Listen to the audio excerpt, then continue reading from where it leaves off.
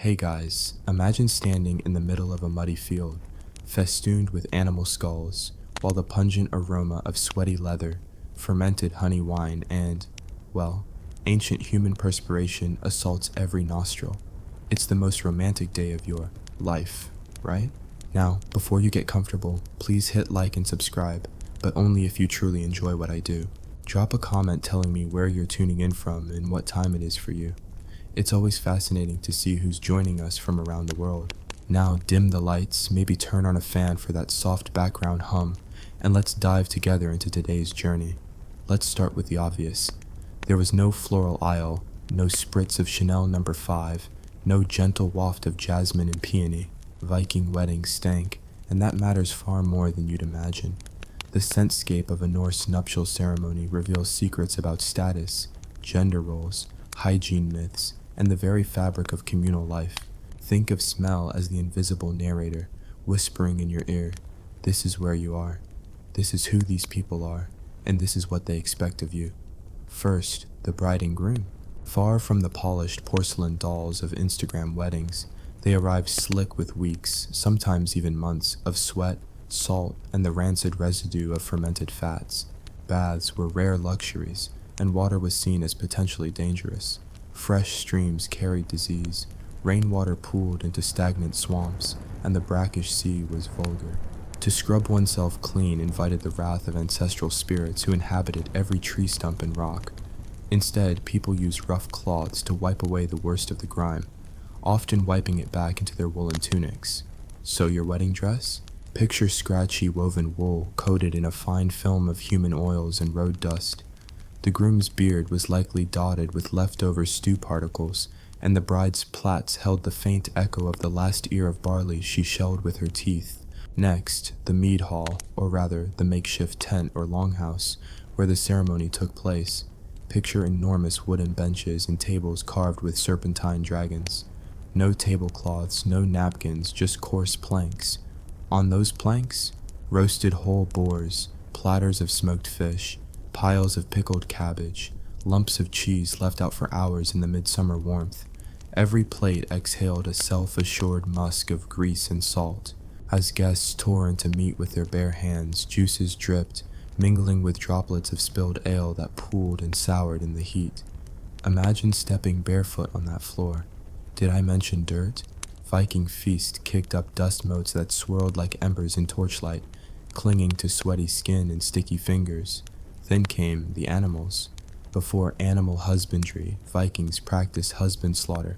The wedding needed livestock sacrifices to secure the gods' blessing. Chickens, pigs, occasionally a full-size cow. Each sacrifice beast bellowed its complaint and met its end right there on the sodden earth. Blood pooled in rivulets seeping into the ground, releasing a coppery tang that lingered long after the heart was flung into the fire pit. One could almost taste it on the wind. An iron-laced challenge to mortal fragility. To the uninitiated nose, it was horrific. To Vikings, it was a solemn symphony to Freyr and Odin, signaling fertility, strength, and trust that their gods were watching. But the pièce de résistance? The latrine. Yes, the communal outhouse strategically placed downwind of the celebrations, but not far enough when the wind shifted. You thought modern restrooms were bad. Viking latrines were wooden seats perched above a pit, often shared by dozens. The amped-up stench of urine and excrement mixed with the miasma rising from damp soil. Ecclesiastical sources centuries later blamed plague outbreaks on latrine proximity. But the guests barely paused, a quick squat, a grunt, and back to drinking. The sharp ammonia sting cut through the sweetness of mead like a knife. And if you thought the smell stayed confined, think again. Air currents in a crowded longhouse are merciless. At this point you might ask, why dwell on all this olfactory horror? Because smell is memory. A modern wedding planner thinks of rose petals and vanilla-scented candles. Vikings thought of salt, blood, animal hides, and the tang of spirits. Their ceremonies were baptism by stench, and initiation by nose. When a young bride inhaled the acrid fog of the feast, she was reminded of community, identity forged in a cauldron of raw smells. She learned that love was sweat and sacrifice, that marriage meant survival in a world where hygiene was optional and death a breath away. But wait, there's more historical absurdity. Did you know Vikings used to wag bags of birch tar resin against their chests? Not for fragrance, but as a primitive deodorant. Birch tar smells of smoky pine and burnt rubber. Pleasant, right? They hoped it would mask their natural bouquet. Unfortunately, tar doesn't mix well with sweat. Instead, it adhered to their hair and fabric, releasing a cloying cloud of phenols whenever they moved. Imagine dancing at your wedding, then smelling like a campfire for days. That's the Viking version of two souls, one scent. And speaking of scents and cynicism, consider the bridesmaid garlands. Contemporary YouTube tutorials rave about eucalyptus crowns. Vikings did something more pungent. They wove heather and nettles with bits of dried fish guts to ward off evil spirits. The girls paraded around smelling like a fisherman's basket. It was also a test. If you weren't robust enough to down that aroma, you'd be married off to someone else. Talk about spice-ups.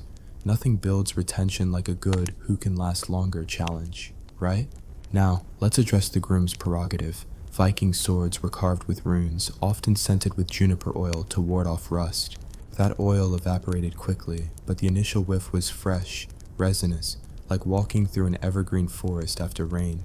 Unfortunately, that serene note clashed spectacularly with the other odors: rotting meat, human sweat, birch tar, and fish guts.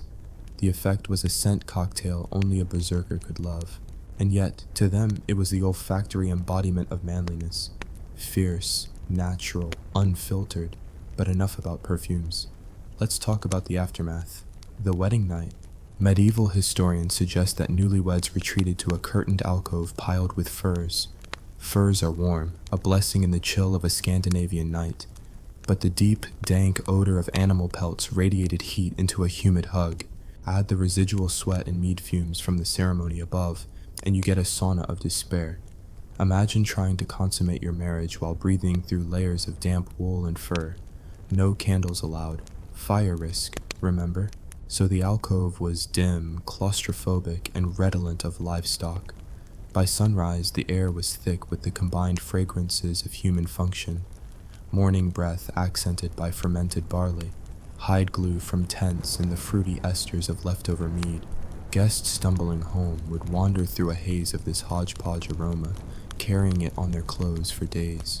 The longhouse itself, free of its temporary human population, would exhale a rancid sigh, the forest reclaiming the smell until the next feast. You see, smell shaped Viking life more than anyone realizes. It dictated seating: bride to the north to catch the fresh breeze, groom to the south to catch the smoke. It dictated offerings: only the freshest fish, lest rotted entrails kill the mood.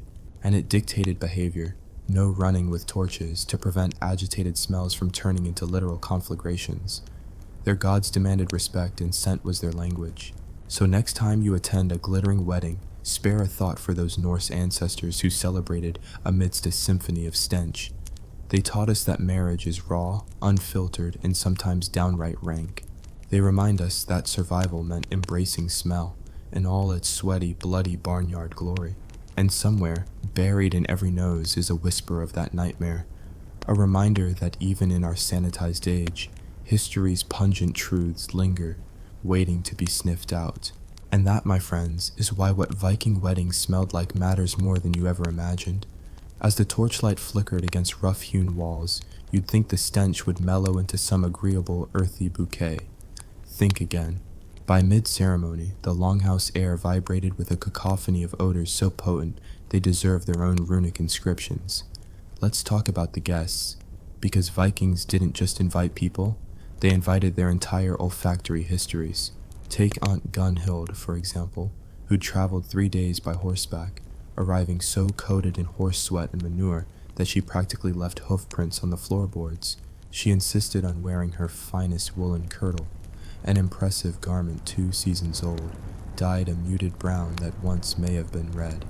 Each step she took released a huff of ammonia, like a miniature livestock barn escaping her skirts.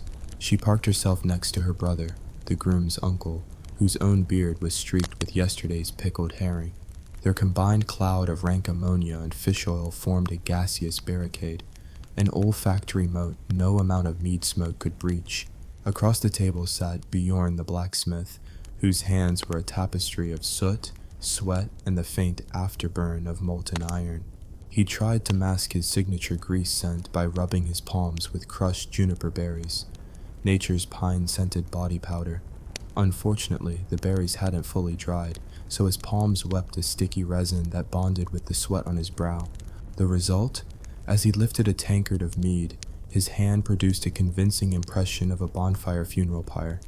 Each sip he swallowed carried the flavor and the aroma of campfire memories he never asked to relive. Meanwhile, your friendly neighborhood skald, Olaf, perched on a low bench, strummed his lyre and recited verses celebrating the bride. His voice was honeyed, but the lyre? It had been stored in a damp cellar to protect it from rain, leaving the wood sweet with mold. When he plucked those strings, they squealed like a goat in the grip of midlife crisis. Every note was accompanied by a waft of musty mildew that snaked around the hall, triggering sneezes that echoed like cannon fire. Guests had to choose, endure the chorus of chew, or pretend they'd swallowed an extra wedge of garlic for courage. And then there was Thorhild, the bride's maid of honor, whose role was to keep the bride's hair tidy and sprinkle herbs in her veil to soften the stench. Thorhild had harvested valerian root, mugwort, and angelica, weaving them into a bouquet like some witch's hair accessory. Let's be clear, those herbs smelled like damp weeds soaked in swamp water, but under their leaves Thorhild hid little bits of fragrant moss, stolen from the sacred grove at dawn, to at least hint at a forest breeze. As the bride moved, the herbs rustled, releasing a fleeting breath of fresh pine that was immediately smothered by the collective stink of sweaty gats. By now, the mead was flowing freely, and as the tankards emptied and refilled, the alcohol did its part to lubricate more than just tongues. Mead is a clever brew. Under warm conditions, it ferments further, so by the halfway mark, the vats were bubbling like a witch's cauldron. Each gulp introduced to your bloodstream a whisper of fermented honey and wild yeast, but mixed with the ambient scents, blood, sweat, tar, and fish, it created a heady perfume that clung to your nostrils like a persistent stalker. Forget the smell of success. This was the smell of abject survival. At the apex of the feast, the chieftain himself stood to make his toast. His voice boomed, and for a glorious 2 seconds, all sniffling and grumbling paused in reverence. Then a single candle guttered, spraying molten wax across a wooden beam. The crowd gasped, more from fear of fire than pain. The chieftain's valorous skull was cut short by the acrid hint of melting tallow wood, adding a bright note of burning fat to the already complicated melange. When the flame smashed out, the darkness swallowed the longhouse, and suddenly the smell of damp smoke and fear replaced the familiar barnyard motif. Now, let's zoom out for a moment and appreciate why Vikings embraced this sensory overload. In their worldview, smell was a nexus between mortal and divine. Gods had no noses in the human sense, but the fragrant offerings, the sacrifice, the tar, even the fermented fish, were symbolic languages. To Odin, the blood's coppery tang spoke of courage. To Freya, the sweetness of mead signaled fertility. To Thor, the burning tallow was the crack of thunder. The more intense the aroma, the more alive you felt, sharing a visceral communion with realms beyond. Not convinced? Consider the ritual of the steam bath that followed the feast. Yes, they had saunas. But no, they weren't sanitized wellness spas with eucalyptus towels. These were wooden huts heated by red-hot stones. Vikings packed the interior with branches of juniper and birch, then poured buckets of water to create steam. The instant that hot air met sweaty bodies still clinging to festal grime, the sweat glands erupted in operatic harmony. You'd have thought every pore sprinted for the exit, dumping its cargo of salt, oil, and God knows what bacteria onto the hut floor. The smell, if you could call it that, was a steaming cauldron of human essence mixed with charred wood and resins. It was brutal, it was purifying, and it was the grand finale of the wedding's olfactory journey. When the newlyweds emerged, blinking in the dusk, their skin glistening with a new layer of sweat and steam, they were reborn. Literally anything smelled better. Pine trees, rainwater, even a fresh pile of sheep dung. They hugged each other, inhaling deeply, tears in their eyes from the sheer miracle of ordinary air. Survival achieved, marriage sealed, and an entire community bonded by the memory of this scent-soaked saga, forever haunted or comforted by the invisible aroma that marked their transition from individual wanderers to family. So, there you have it, part 2 of your olfactory odyssey, a tapestry of stench, sweat, and survival that Vikings called Wedding Day. Stick around for the next installment, where we'll dive into the after-party rituals and the smelly secrets that persisted for days, maybe even weeks. Because if there's one thing history teaches us, it's that you can escape a battle, you can outrun a storm, but you can't outrun your own nose. As the dawn cracked open the horizon, you'd think the worst of the olfactory nightmare was over. Think again. Part 3 plunges you headfirst into the after-party rituals, a smorgasbord of sweaty chores, lingering scents, and stench-fueled superstitions that stretch long after the last tankard is tipped. The morning after a Viking wedding was a team sport. While the newlyweds napped, likely entombed in damp fur blankets still redolent of the wedding night sauna, relatives and neighbors assembled for the grand cleanup. But cleanup in Viking terms meant carting away piles of spent bones, soggy straw, and sloshing mead-soaked waste into open pits. Every shovelful of refuse exhaled a noxious symphony: fermented meat glop, half-rotted vegetables, and crusty coagulations of blood. The women gagged behind their scarves, the men cursed under their breath, and children wailed as they tripped over greasy entrails. Yet the work moved on, driven by the practical necessity of limiting disease and keeping the gods appeased. The air was a battleground between putrid decay and determined hope. Next came the house blessing, an excursion to drive lingering odors out of the longhouse. A cadre of elders armed with braided bundles of thorns and heather marched through every nook and cranny, thrashing at corners and sweeping at timbers. With each swing, they expelled pockets of moldy air trapped beneath floorboards, releasing clouds of dust and spores that sent sneezes ricocheting off every wall. Then they scattered powdered charcoal over the hearth and tossed handfuls of juniper berries into the dying embers. The berries crackled and popped, releasing a resinous smoke that was supposed to absorb bad smells and residual spirits. In reality, it only added another layer to the aromatic onion, a blackened pine note wedged between sweat and decay. But at least it beat nothing. Meanwhile, the groom's family began the sacred ritual of mead redistribution. Having looted several barrels during the feast, they now had a pressing obligation to share with every household in the clan. Each barrel was paraded through the village, accompanied by boisterous chanting, "May the sweetness of our union sweeten your hearth." As they trudged along muddy paths, the barrels leaked sticky honey wine that puddled underfoot. Passers-by were doused with the dribble, their boots and hems coated in a tacky glaze that attracted flies, dust, and stray bits of mutton. Year after year, this ritual painted the settlement in literal and figurative residue of the wedding's success, an olfactory badge of community solidarity. Back at the longhouse, the bride's kin conducted the post-wedding dowry audit. They unpacked her woven gifts, woolen blankets, ornate brooches, and intricately carved drinking horns. Each item was inspected for quality and cleanliness, by which they meant free of obvious barnyard remnants. Brooches encrusted with dried mud were hammered with small stones. Blankets flecked with hair or blood were shaken in the breeze until dust and debris drifted away. The horns received special attention. They were rinsed with hot water and charred inside to remove any lingering gamey vapors. Yet, despite these efforts, each piece remained tinged with the aroma of its origins, sheep, hide, and horn, serving as tangible reminders of the barter economy and the bride's value in the marriage contract. While all this fuss unfolded, the couple themselves faced their first communal test, the morning meal. Guests returned in dribs and drabs, clutching baskets of leftover pottage, dried fish, and fresh barley bread. They sat on replaced benches, now scrubbed, sort of, and dipped their spoons into steaming cauldrons. The stew, a mixture of boiled grains and scraps, exhaled a tepid scent of salt and old broth.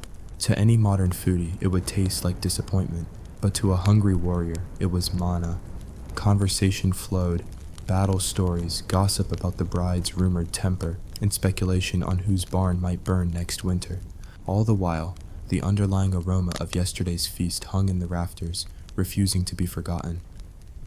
Amidst these performances emerged the rural midwife, Ida Ironhand, summoned to inspect the bride's health, not for childbirth, yet, but to assess how, properly, she'd endured the ceremonies. Ida's methods were brutal. A cursory glance at skin tone, a poke of the elbow to gauge residual joint pain, and a nostril check. Yes, a literal sniff test to see if the bride's breath still carried mead, or if she'd returned to reasonable human. Scent. If Ida detected too much alcohol or too much rot, she prescribed an unguent made from crushed nettles and goat fat to slather on the bride's temples. This concoction smelled like a barn burnt to ash, but was believed to purge the body of wedding toxins.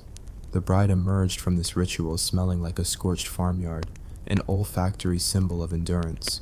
Then came the honor feast, a smaller gathering for close kin to cement alliances. Unlike the chaos of the wedding day, this was a calculated ritual to negotiate land, settle debts, and formalize pacts. A handful of selected meats, young goat, fresh-caught salmon, venison, were prepared with aromatic herbs, caraway seeds, dill, and bog myrtle. For one shining moment, the hall smelled almost tolerable. The sweet earthy pepperiness of caraway, the crisp green notes of dill. But don't be fooled. These pleasant scents were simply undercurrents in a river of lingering stench. The herbs faded quickly under the rising tide of sweat, smoke, and communal perspiration, leaving only a fleeting glimmer of herbal fantasy. As the days wore on, the wedding's scent memories permeated every facet of village life. Rugs that once bore step turns of elaborate dancing now held the imprint of boot prints and spilled mead. Those rugs, when beaten outside, released dust storms that smelled like old wool and stale grain husks. Livestock sheds still reeked from the sacrifice offerings, bones left near the entrance to feed the gods. The bones themselves, cracked open for marrow, were littered with bits of brain and sinew, adding a fungus-like note when they lay under sun-hot stones. Even the communal well, supposedly protected by runes and purified with birch bark, retained a faint echo of the mead barrels dunked in its waters during the ceremony. One could sip from it and detect honeyed undertones, practical hydration with a twist of wedding nostalgia. By the end of the week, the newlyweds embarked on their own ritual, the first hunting expedition as a married couple. It wasn't romantic, it was economic necessity. They set out before sunrise, cloaked in wool to ward off mosquitoes. The morning air, crisp and pine-laced, felt miraculous after days of fetid confinement. As they trudged through dew-soaked underbrush, their bodies released the residual stew of wedding scents, the bride's tar-scented hair, the groom's mead-soaked tunic, creating a mobile cloud that followed them through the forest. Prey would catch that scent, flee in panic, and force the couple to hunt with little more than perseverance. On the third day, they finally bagged a hare, its fur glistening with morning dew. They skinned and roasted it on a spit over open coals, its crisp aroma of sweet meat and char rising like a triumphant chorus. For the first time in days, their stomachs and noses rejoiced in a single unified sensation, the wholesome promise of survival, beyond stench, beyond ceremony, beyond the smell-soaked bonds of community. And so, part 3 closes on this unlikely tableau. Two spouses, armed with a roasted hare and a shared sense of olfactory liberation, breathing in untainted forest air. Their union, baptized in blood, sweat, and mead, now fortified by triumph over stench and scavenging alike. Tomorrow, part 4 will plunge you into the darker, more absurd side of Viking marriage, hygiene myths, from pine needle pillows to the dreaded boar's lard shampoo, and the scandalous legend of the bride who tried to bleach her hair in fermented whale oil, only to discover that some scents are impossible to erase. Because in the world of Norse weddings, smell is immortal, and once it's woven into your nose, it never truly leaves. Part 4 plunges you headfirst into the darker absurdities of Viking marriage hygiene, where every beauty treatment doubled as a survival test, and the line between self-care and self-inflicted olfactory torture was thinner than a reindeer hide. Let's begin with the pine needle pillow ritual. Modern wellness gurus rave about lavender sachets and memory foam. Vikings had sharpened branches and needle-strewn sacks. New brides were handed coarse linen pillows stuffed with fresh Scots pine needles, prickly, resinous splinters that poked and prodded through the fabric like tiny spears. The supposed goal was sound sleep and warding off nightmares. In practice, the needles jabbed faces like miniature harpoons, each inhalation delivering high-octane notes of pine tar and chlorophyll. Sleep? Forget it. Most brides lay awake, contorting their heads to avoid clusters of needles, drifting into half-dreams where trolls and draugr chased them through evergreen mazes. Yet at dawn, they rose praising the cleansing power of the forest, blissfully ignoring the scratches crisscrossing their cheeks. Next on the roster, the dreaded boar's lard shampoo. Far from today's sulfate-free potions, Vikings believed that slathering fatty lard onto hair kept lice, dirt, and evil spirits at bay. The lard was rendered from freshly slaughtered wild boar, a luxurious byproduct of the wedding feast. It arrived warm, thick as porridge, and scented like smoked bacon. Brides were instructed to massage it through every strand, from scalp to split ends, then wrap their heads in greasy cloth for 8 hours. The theory was that the fat would seep into the hair, repelling dirt and moisture. In reality, it turned hair into a slick, matted mass, clumping into greasy ropes that attracted every speck of dust and ash in the longhouse. When rinsed, or attempted to rinse, with icy well water, the lard congealed into lumps that clung stubbornly to the scalp. The bride emerged smelling like a breakfast feast gone rancid, her hair a testament to her willingness to endure pain in the name of matrimonial duty.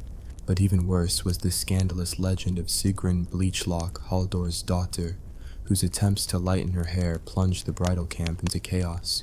Determined to emulate the fair-haired goddesses of sagas, she concocted a bleach bath of fermented whale oil mixed with wood ash and diluted with glacial meltwater. The mash smelled of brimstone and rancid fat, an olfactory disaster waiting to happen. Guests reported a sulfurous haze that clung to their lungs, leaving them coughing like smiths at the forge. Sigrun's hair did lighten, briefly, turning a patchy gray, before sliding into a shocking neon white as the oil oxidized. Legend says birds avoided the air above her head, and infants wailed within a 10-foot radius. Fearing curses, the bridal party abandoned her in a peat bog until the fumes dissipated.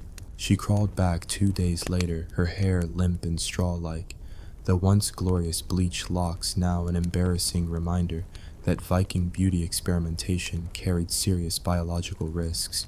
Meanwhile, hygiene myths swirled like ghosts at a seance. One popular belief held that rubbing one's underarms with crushed dandelion stalks would imbue the bearer with the fragrance of spring. Imagine a field of yellow blossoms stomped into a pungent pulp, releasing milky sap that clung to hair, follicles. The result was an acrid, sour note so intense that guests at feasts recoiled, mouths pinched shut, but Svanhild the apothecary swore by it. She insisted that any stench left by mead and meat could be banished by the humble dandelion. On the 3rd day after the wedding, brides were herded into the scent chamber, a small tent filled with jars of crushed weeds. Hours later, they staggered out blinking, their underarms exuding what can only be described as a cross between overripe cheese and fresh-cut grass. Was it better? Debatable, but the ritual persisted for centuries. Next up, the midnight river rinse. With baths so rare they were almost sacred, a handful of daring brides snuck out to baptize themselves in freezing streams. They undressed beneath the moon, submerged in water that peeled layers of sweat and grime from their skin. It was hailed as a shock therapy, resets the body and frightens evil spirits. Yet the cold was so intense it shut pores entirely, trapping the stench beneath the epidermis. Brides emerged pale, blue-lipped, and no less odorous, but shivering with the pride of having survived a Norse midwinter plunge, despite it being midsummer. Villagers half feared to approach them, convinced that frostbite had turned them into revenants. Only when their teeth ceased chattering did the reality set in. That cleanliness in Viking times meant swapping one scent for another, equally punishing one. Let's not forget the ear pokers, tiny bronze rods meant to clear clogged earwax with a twist and scoop. After feasting and dancing, ears brimmed with sweat and wax, gods forbid a bride enter the new marriage day with blocked hearing. So midwives and sisters lined up to insert these rods, plunging trade-worn metal into tender canals. Each poke released a gush of warm, sticky wax and sweat, and a distinctively pungent whiff of fermentation. Some women fainted, others balked, insisting that earwax was too personal to share. But the ritual endured, a bizarre testament to the Vikings' willingness to weaponize hygiene implements for communal bonding. Perhaps the cruelest of all, the post-wedding pumice scrub, Brides were handed blocks of volcanic pumice, unforgiving stones used to strip calluses and dead skin. The idea was renewal through abrasion, but in practice it meant faces and elbows rubbed raw. Each shard carved microscopic grooves into the skin, inviting infection and unholy smells of oozing fluid. After the scrub, brides coated their wounds in a paste of animal brains and bird oils, supposedly to seal pores. The paste smelled like rotting carcasses under hot sun and attracted every buzzing insect within a 2-mile radius. Brides were forced to spend the night swatting flies and dabbing at wounds with ripped linen. Talk about marital bliss. Yet through all this, there was a kernel of Viking truth. Beauty and survival were inseparable. Each absurd practice tested endurance, resilience, and communal solidarity. A bride who conquered pine needles, boar lard, and whale oil bleach proved she could endure the trials of marriage. Hunger, childbirth, winter raids, and plague. The rituals, as nonsensical as they seem, forged bonds stronger than any oath sworn over meat horns. So, as the final chapter of our stench-soaked saga draws to a close, imagine the scene. A bride, raw-skinned and lard-slicked, hair a patchwork of neon white and natural brown, reclining on a pine needle bed beneath a tar-streaked roof. She inhales deeply, savoring a brief moment free of immediate agony, only to remember that tomorrow the harvest call awaits. She must rise at first light to reap barley, milk goats, and prepare for the first raid of the season. Her nose, forever scarred by the olfactory gauntlet of her wedding, will now guide her through every hardship, every triumph, every mundane chore that follows. Why does this matter? Because in every modern Instagram filter and scented candle lies a shadow of these ancient rituals. We obsess over appearance, endure discomfort for fleeting glamour, and share our beauty struggles as badges of honor. The Vikings simply took that impulse to its zenith, an unfiltered, unvarnished experiment in communal endurance.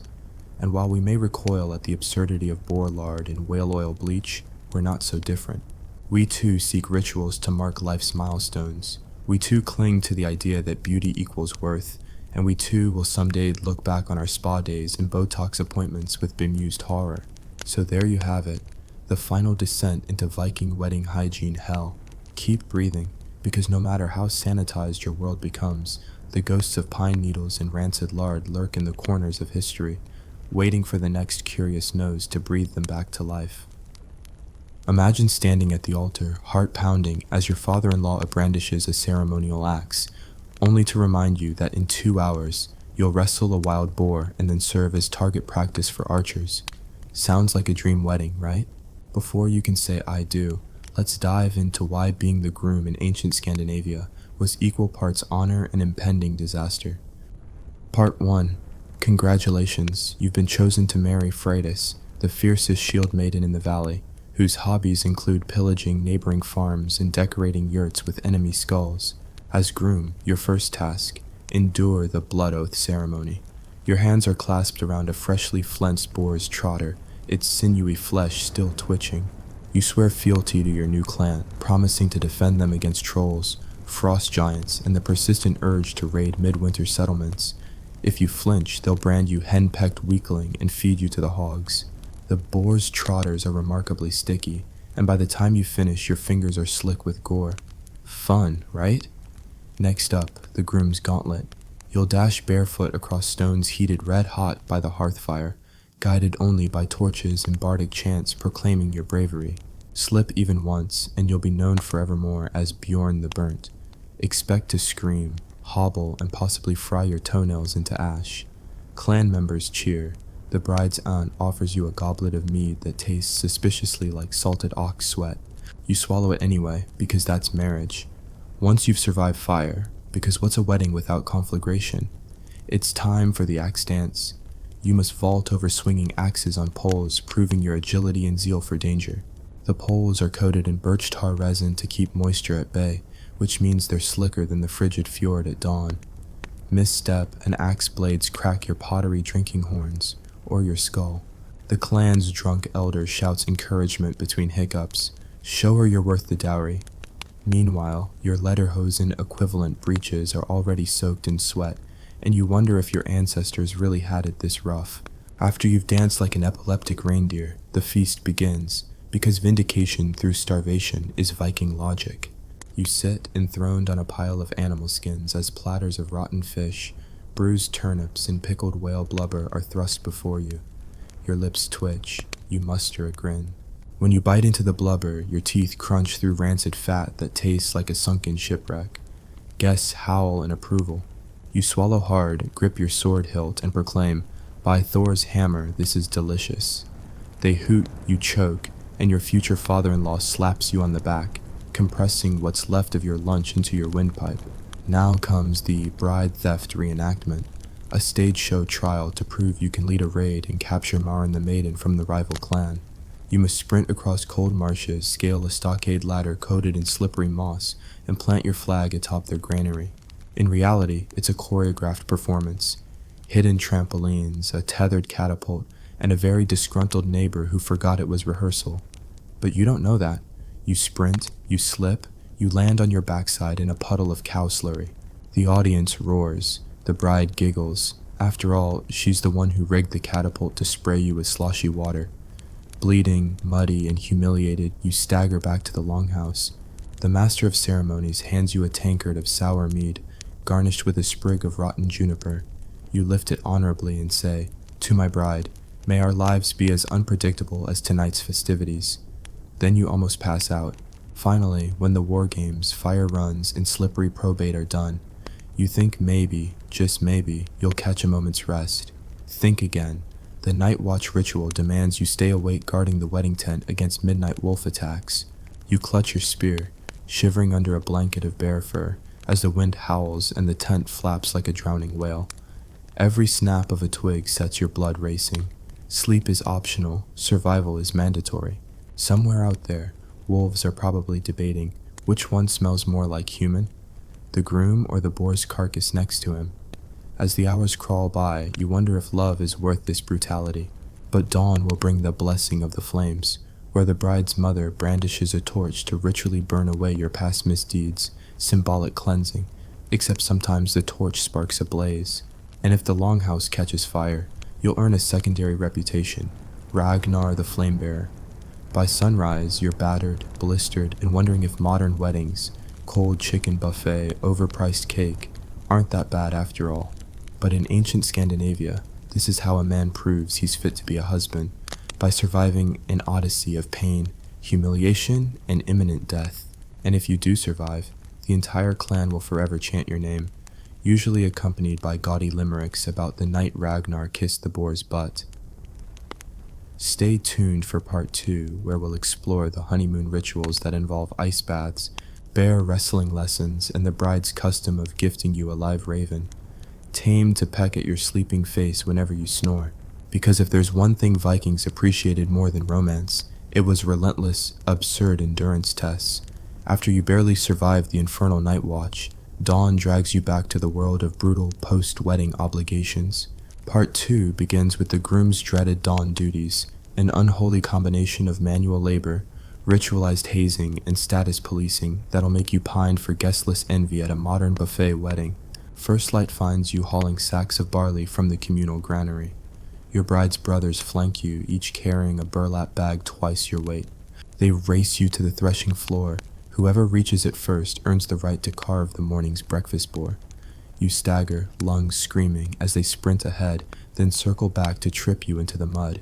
The entire clan gathers round, shouting insults about your breath smell and lamenting how little sweat you've produced for a man who vows to protect. You wrench the bag off your back and collapse in a puddle, barley spewing like golden confetti. A toddler pelts you with rotten apples and you realize you're a spectacle, probably trending in 3 neighboring valleys. No rest for the groom. Next up is the Norse chore of shame. You're handed a sharpened flensing knife and ordered to gut and quarter a freshly caught salmon. But here's the catch. Your hands must be ungloved and the fish are still flapping. Their scales fly in your face. Their innards squirt over your tunic, blossoming a bouquet of sweet acidic river stench. The bride's aunt critiques your technique, eyebrows arched. Your cuts are too safe, like a skald's verse, not a warrior's strike. Every slip to avoid severing your own fingers costs you a mocking cheer from the onlookers. By the end, your arms drip with fish slime, and your dignity floats downstream with the gills. Half mangled and smelling of Piscean guilt, you stagger to the hearthstone test. You must carry a glowing briquette from the ritual forge to the central hearth without dropping it. The ember, dug from the forge fire by the village smith, radiates heat so intense it chars your palm if you hesitate. If you drop it, you must start over. Any onlooker can snatch it up, and you'll sprint back into searing flames to retrieve it. Each failed attempt earns you a blow to the backside with a salted cod. Thrash, glut, shame. When at last the ember lands, you must stoke the hearth to roaring life, or face the bride's father's wrath. If the hearth blaze sputters, the clan whispers you're half-burnt, half-coward. With a roaring fire came the wedding feast's morbid sequel. Salvage the sacrifice. The gods demand you present leftover offerings, bones, fat trimmings, and hides, or risk their curses. You're sent to the sacrificial site, a shallow pit ringed with bones still slick with coagulated blood. Armed with a hooked staff, you fish out charred ribs and hoist them back. The flies swarm. The stench of half-burnt marrow thickens the air. You sort through the pile, discarding any overloaded with maggots, a task that feels like archaeology of the worst kind. The spoils must be wrapped in birch bark and delivered to every chieftain's table before sunset. Run late and the gods will blame your bride's infertility on your negligence. Next comes the groom's legal lecture, held by the clan's rune carver. You sit cross-legged on a carved bench as he recites your new responsibilities. Upkeep of the longhouse roof, payment of vergild should you mortally offend anyone, and the unbreakable vow to avenge any insult to your wife's honor. Each clause is sealed by burning a rune-inscribed tablet in the hearth, one per promise. The smoke curls around your face, each inhale branding the obligation into your lungs. The audience watches you choke and cough, chanting justice or ashes as tablet after tablet reduces to embers. By the final rune, your tears mix with soot, and you wonder if blood oaths couldn't have sufficed. Still reeling, you're propelled into the shield bonding ceremony, where you must hold aloft a shield banded with iron for a full hour. The shield, heavy from gilt bosses and war-tarnished dents, is balanced on one arm, while your other arm must clasp the hilt of an unstrung sword. The crowd circles, tossing insults and questioning your arm strength. Every minute that ticks by, your arm trembles, sweat pools beneath the shield, dripping salt onto your tunic. They hum battle songs, you hum prayers for an expired time span. At the hour mark, they strike the shield rim with mallets, and you stagger as it crashes to the floor. Victory for you, albeit with a side of searing muscle cramps. Finally, part 2 closes with the groom's evening pilgrimage, a solitary trek to the sacred grove to leave an offering and receive the goddess's blessing for a fruitful union. Armed only with a slender lantern and the battered fish weaving still in your hair, you slosh through swamp and reedy sod. The grove sits atop a knoll, lit by phosphorescent fungi and hoary moonlight. You plant a sprig of blackthorn at the grove's heart, whisper your vows to no one but moss-draped stones, then wait for a sign. A breeze stirs, stirring incense from hidden censer pits, sweet, smoky cedar piercing the lingering fish and smoke. You kneel, hushed, hoping the gods will smile on your battered soul.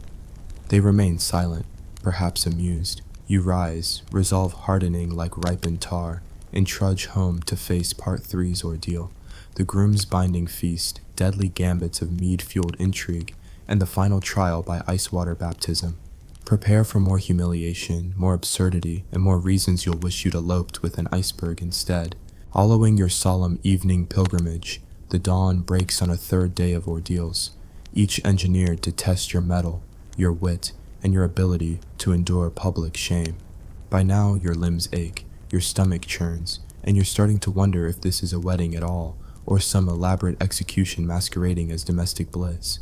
But steel yourself, dear groom, because the next trials make the groom's dawn, duties, and evening pilgrimage look like a child's birthday party.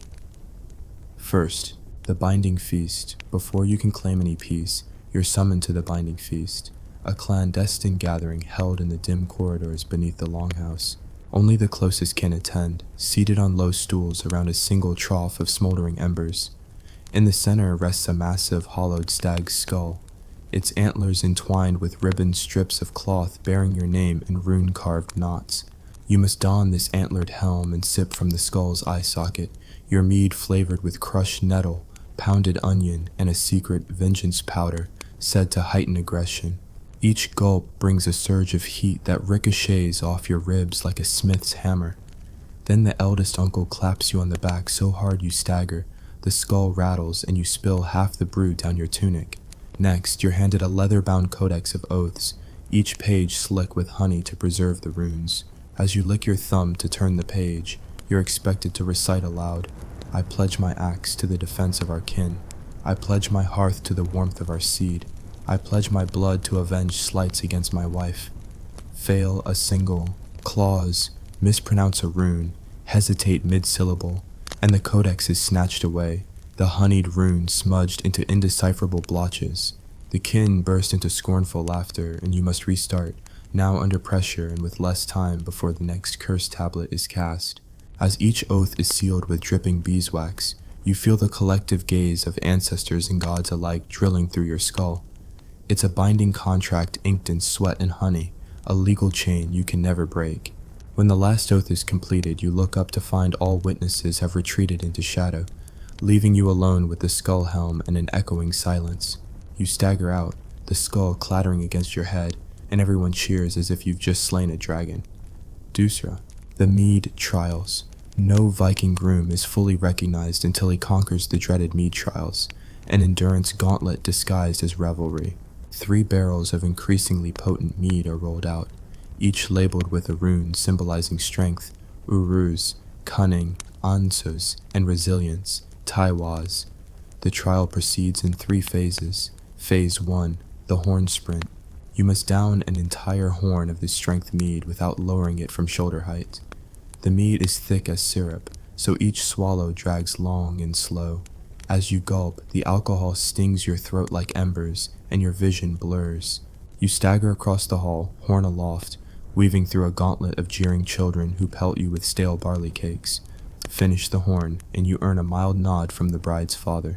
Fail, and you endure another run, while carrying a sack of goat droppings. Phase 2, the whispered mead. The cunning barrel yields a clear, nearly invisible brew. You must tiptoe behind blindfolded elders and whisper runes into their ears. Then empty a smaller horn between each whisper. Each elder has a distinct body odor: garlic, sheepskin, fermented fish. You lean in close, breathe in their rankness, whisper the rune, and stumble away to gulp more mead.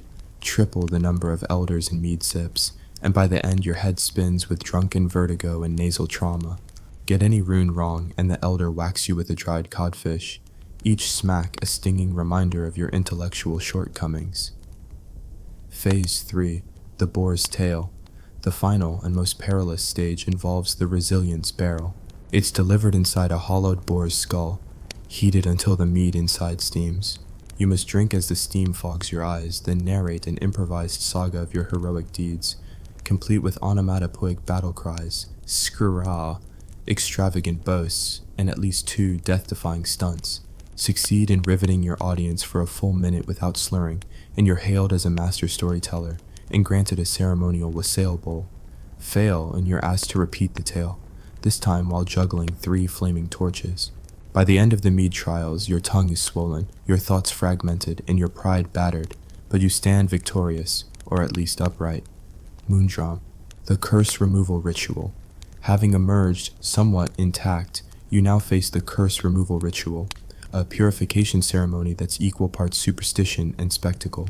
It begins with the bride's matron of runes, an eccentric midwife sworn to chase malevolent spirits from your flesh.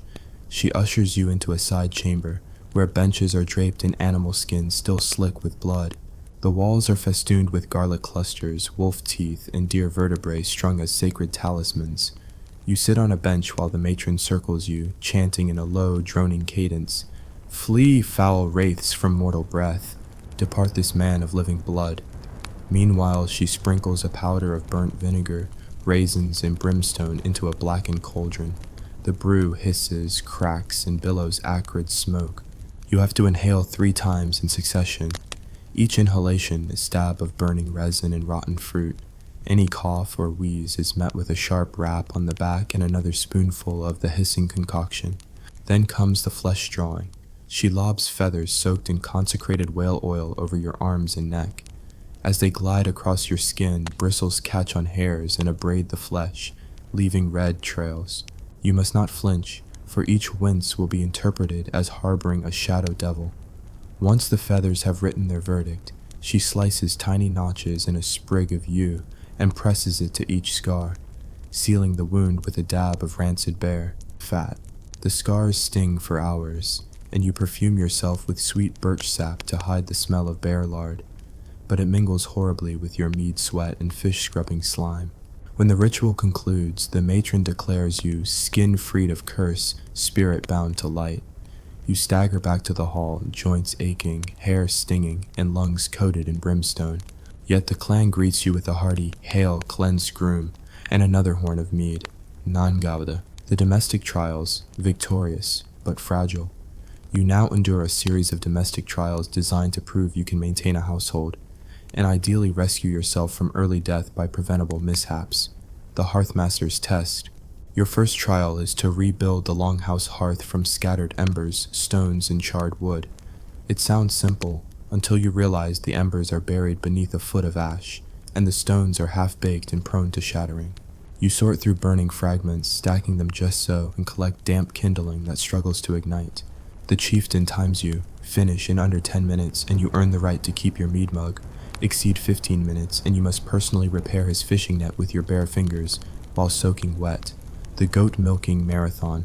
Next, you're hustled outside to the goat pen, where 20 nervous goats bleat for milking. You must hand milk each goat in under 2 minutes, squeezing and coaxing without spilling a drop. The goats kick, the clan jeers, the oldest goat, matriarch Gruffhorn, deliberately pees on your leg. If you finish in time, you're granted the golden pail, an oak container said to bring fertility to your home. If not, you carry your soggy pail to the well and empty it onto your head in symbolic humility. The lace and quill task. Braving another chamber, you sit before the bride's sisters, who present you with finely woven lace, an heirloom that must be embroidered with quill and ink runes denoting love, honor, and prosperity. You dip a goose quill in ink made from soot and water and attempt perfect calligraphy on linen so fine it tears under the slightest pressure. With every drip of ink smudging a rune, the sisters hiss and hand you another piece of linen. This continues until you produce 3 flawless stitches or until dawn breaks, whichever comes first. Each domestic trial underscores a brutal lesson. Marriage isn't just about combat and cunning. It's about endless drudgery, public embarrassment, and the constant threat of failing at tasks you thought trivial. Eindaude, the raid readiness exercise. Just when you believe the wedding trials have ended, the groom's final task looms. Prove you're raid ready. The bride's clan sponsors a mock raid on a neighboring settlement 10 miles away, testing your physical endurance and tactical instinct. You strap on a pack weighing as much as a small child, filled with basic supplies, wet rope, and a whetstone, and set off at a forced march pace.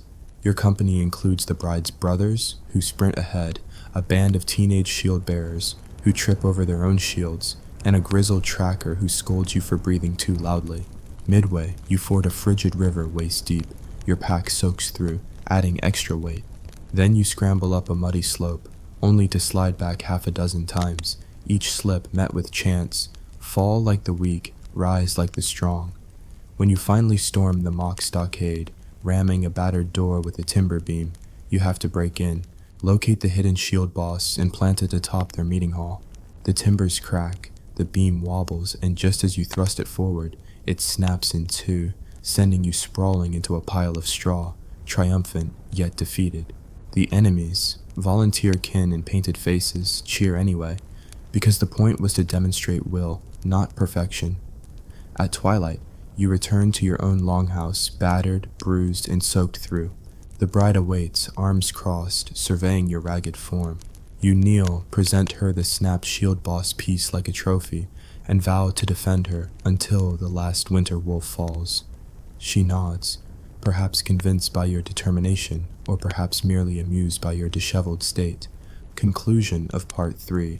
By the end of Day 3, you've endured the binding feast's honeyed oaths, survived the staggeringly cruel mead trials, been ritually scrubbed free of curses, mastered or partially fumbled domestic chores, and proved yourself raid-worthy. Each test stripped a layer of modern complacency, exposing raw nerves and primal instincts you never knew you had. And yet, despite the agony, the humiliation, and the near certain desire to elope to a quiet farmstead in Iceland, you stand battered but undefeated. The final act awaits in Part 4, the Groom's Legacy Ritual, where you must carve your life story onto a standing stone, mortalize your deeds in runes, and face the ultimate question: will your name echo in the sagas, or be forgotten like mist at sunrise? Stay tuned, brave Groom, for the saga's climax, and remember, in ancient Scandinavia, saying "I do" may very well have meant "I doom." As the embers of the third night's mock raid cool beneath dawn's pale light, you might think the worst is behind. You're wrong. Part 4 drags you into the Groom's Legacy Ritual, an epic conclusion that will test not only your body and wit, but your very claim to immortality in stone and saga. You awaken on a bed of reindeer hides, muscles still singing from yesterday's ordeal. Beside you lies a freshly hewn standing stone, 6 feet tall, hewn from local granite, its surface raw except for one blank face awaiting your mark. The bride's rune carver, an ancient woman with eyes like chipped flint, stands stooped nearby, clutching a chisel and mallet the size of a small axe. She bids you rise and face your fate. Carve your name, your deeds, your oath, so that when we all turn to dust, your fame endures. Your first task is to grind pigments for the runic outlines. You kneel at a low table scattered with ochre, charcoal, and powdered lapis lazuli. Using a pestle fashioned from elk antler, you crush pigments into coarse powder, inhaling fine dust that clogs your nostrils and coats your lungs. Each color signifies a facet of your legacy: red for bloodshed, black for wisdom, blue for loyalty. Tears sting your eyes as the dust settles, and you wonder if your saga is worth this respiratory hazard. Next, you must sketch your outline on the stone with a lump of beeswax. Drawing on a vertical, jagged surface proves maddening. The wax smears under the heat of your trembling fingers. The lines wobble and droop. The rune carver frowns, tapping her chin with the chisel's blunt end. She pronounces each misaligned rune a blasphemy to balanced order, and orders you to scrape off the wax and start again. 3 times you redraw until your hand bleeds from friction and frustration. Finally, with the design approved, an elaborate composition of your name flanked by symbolic icons, a severed boar's head, a sheathed sword, and interlaced knotwork representing your union. You're thrust into the true crucible, carving. Each stroke of the chisel requires you to steady your arm against the stone's unforgiving surface. The bride's kin form a ring, chanting ancestral sagas in low unison, their voices rippling like distant waves. With each chisel tap, you feel the world contract to the echo pounding in your skull. The sharp sting of wood and stone splinters in your palm, and the cold granite shaving off beneath your tools. Hours pass, though time seems suspended. Your arms cramp, shoulders tremble, and a hot sweat trickles down your brow, mingling with the dust to form gritty rivulets. The ground beneath you becomes littered with chips of stone, like the bones of giants. Twice you drop the mallet. Twice the rune carver hisses at you to retrieve it yourself, reminding you that dropping sacred tools is an ill omen. A dog barks in the distance, a hawk wheels overhead, then silence returns, broken only by the relentless tap of chisel on granite. At last, the runes emerge, bold, uneven, exultant. The final act, the blessing of ink. A basin of oil infused with crushed elderberries and stag gall sits at the rune carver's feet. She dips a brush of wild boar bristles into the viscous dye and applies it to each carved rune, staining them a deep purple. As the ink sinks into stone's pores, the runes gleam like living veins. You kneel, chest heaving, and watch your story flood into the rock, your name, your trials, your triumphs, etched for eternity. But the ritual is not complete. The bride's mother emerges holding a bronze mirror and a bowl of mirror-bright water. You must gaze upon your reflection, soot-etched face, blood-encrusted hands, dust-caked tunic, and pour water over your head, washing away the residue of your ordeal. The mirror reveals your eyes rimmed with exhaustion, your hair flecked with white granite dust. As water sluices down, steam rises where it meets your heated skin, carrying a bouquet of scents: sweat, stone, and a faint undercurrent of elderberry. You shiver, not from cold, but from the strange exhilaration of release. Then comes the final toast. A massive horn carved from aurochs horn is passed to you, filled with sacred spring water mixed with a single drop of the bride's menstrual blood, symbolizing life's continuity. You lift the horn, feel its weight settle in your palm, and speak words in Old Norse you barely remember. May my life be as steady as this stone, my spirit as unyielding as this iron, my love as enduring as these runes. You drink deeply. The metallic tang of blood and the cool clarity of water collide on your tongue. A hush falls, even the breeze seems to pause. Silence shatters as the groom's name is sung for the first time in saga song.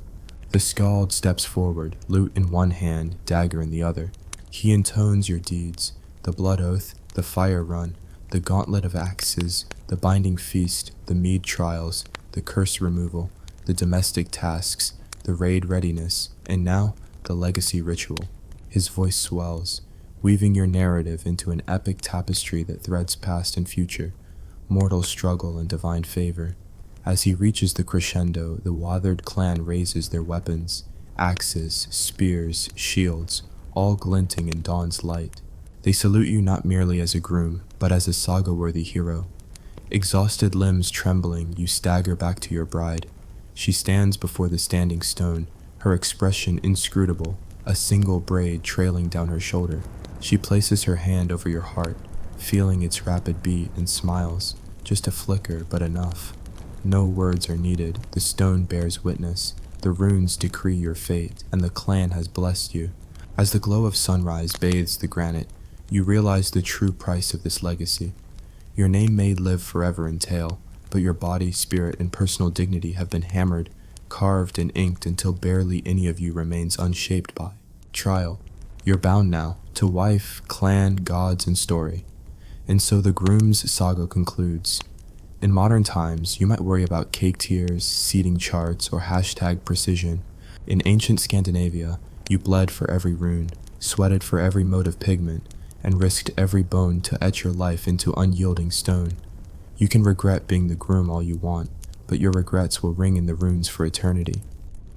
Picture yourself slumped against a blood-stained bench, belly aching from boar and mead, when the hall lights dim and the real party begins. Welcome to the nightmares they never filmed on Vikings, the night rituals after the feast. Part 1. As the last echoes of laughter fade and the torches gutter to dull embers, the longhouse transforms. Those benches you collapsed on become your stage for the verdict of embers. Two chieftains step forward carrying wooden platters heaped with hot charcoal fragments pulled from the hearth. They invite you, yes, you, to taste the heat of yesterday's fire. One ember crackles on your palm, its sharp sting a reminder that the gods judge both your appetite and your mettle. You flip it in your fingers, watching smoke curl upward, then pop it into your mouth. Flesh-searing pain blooms, your lips blister, and the hall erupts in approving hollers. He endures. The ember shards you spit back into the platter are sacred offerings to Freyr, ensuring fertility of crops and of your nightmares. No time to recover. A horn of spiced mead is thrust into your hand for the midnight toast of disclosure. You must stand, stagger to the center of the hall, and confess your darkest secret, true or invented, while downing 3 tankards without pause. Perhaps you admit you once flinched at a frost giant's shadow, or that you secretly long for a warm bath. Each gulp ignites your throat. Each confession draws gasps and hoots. By the time you finish, your cheeks burn, your head swims, and your soul feels as raw as the boar tongue you resisted earlier. Yet the ghosts of ancestors lean closer, hungry for entertainment. Next comes the sauna of shame, a nocturnal steam bath built behind the longhouse. You file outside into the chill, torchlight dancing on frost-hardened ground. The sauna is a hut of rough boards, heated by stones red hot from the hearth. Inside, straw mats lie mottled with sweat and, if you're unlucky, the odd spot of vomit from over-enthusiastic warriors. You strip down to your loincloth and squeeze inside, the heat slamming into you like a wave. Fellow revelers toss buckets of water onto stones, turning steam into an inferno. You gasp, sweat roars from every pore, and you realize Vikings didn't include ventilation in their designs. Between steamy haze and the miasma of 3-day-old grime, breathing feels like choking on a battlefield fog. Elder women chant purification charms, ash to ash, sweat to sin, let the old you burn within. When the door slams shut, you're sealed in darkness and heat, forced to confront your own stench until you beg for mercy. Emerging half-cooked, you're handed a sprig of burned heather for the smoke ward ritual. With trembling fingers, you light the twig from the sauna embers and circle it 3 times around your head, first to ward off disease, next to repel malicious spirits, and finally to incense the gods themselves. The smoke bites your eyes, curls through your hair, and mixes with the lingering tang of mead so that you smell like a funeral pyre, garnished with honey. Only when the heather sizzles to black ash on the floor may you retreat, though retreat means stumbling back into the hall's half-light where the whispering circle awaits. In the center, a single low bench circles an earthen bowl of cooling ale. You join a ring of hushed figures lit by a single lantern. One by one, each participant places a hand over the bowl and whispers a vow to protect the clan, to honor the fallen, to embrace the coming winter raids. When it's your turn, you kneel and press your palm to ale that tastes of grit and barley husks. Your vow emerges hoarse. I swear by Odin's spear to never betray this hall.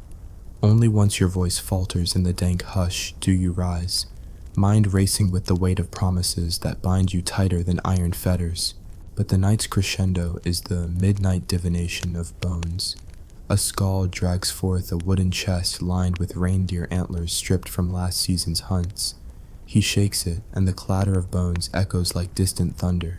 You, groggy with exhaustion and mead, are invited to cast the bones onto the floor. As they land, some pointed, some flat, they form a cryptic pattern. The elder seer crouches, reading the shapes. An antler standing straight is a sign of glory. A curled tine warns of betrayal. A group clustered means unity or danger, depending on which way they point. You lean forward, vision blurry, as she foretells your fortunes. Victory in battle, strife in hearth, a journey to lands you've never known.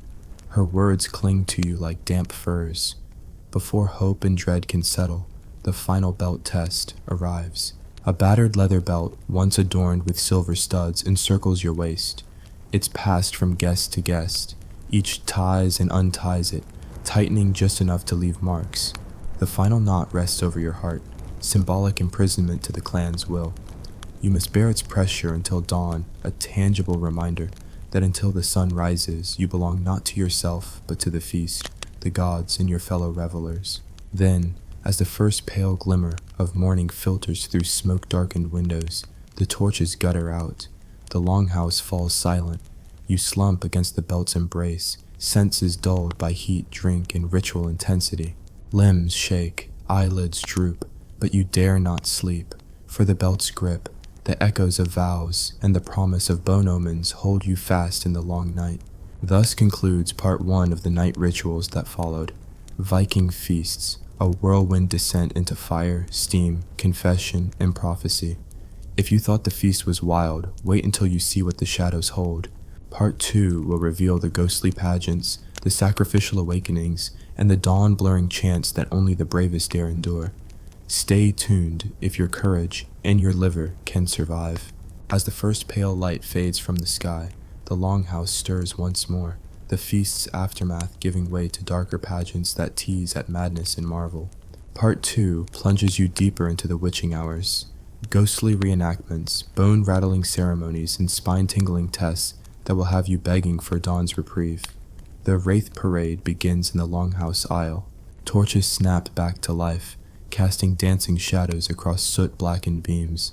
Clad in tattered linen cloaks, a troop of masked villagers emerges, each carrying a lantern and wearing the skull masks of ancestors long dead.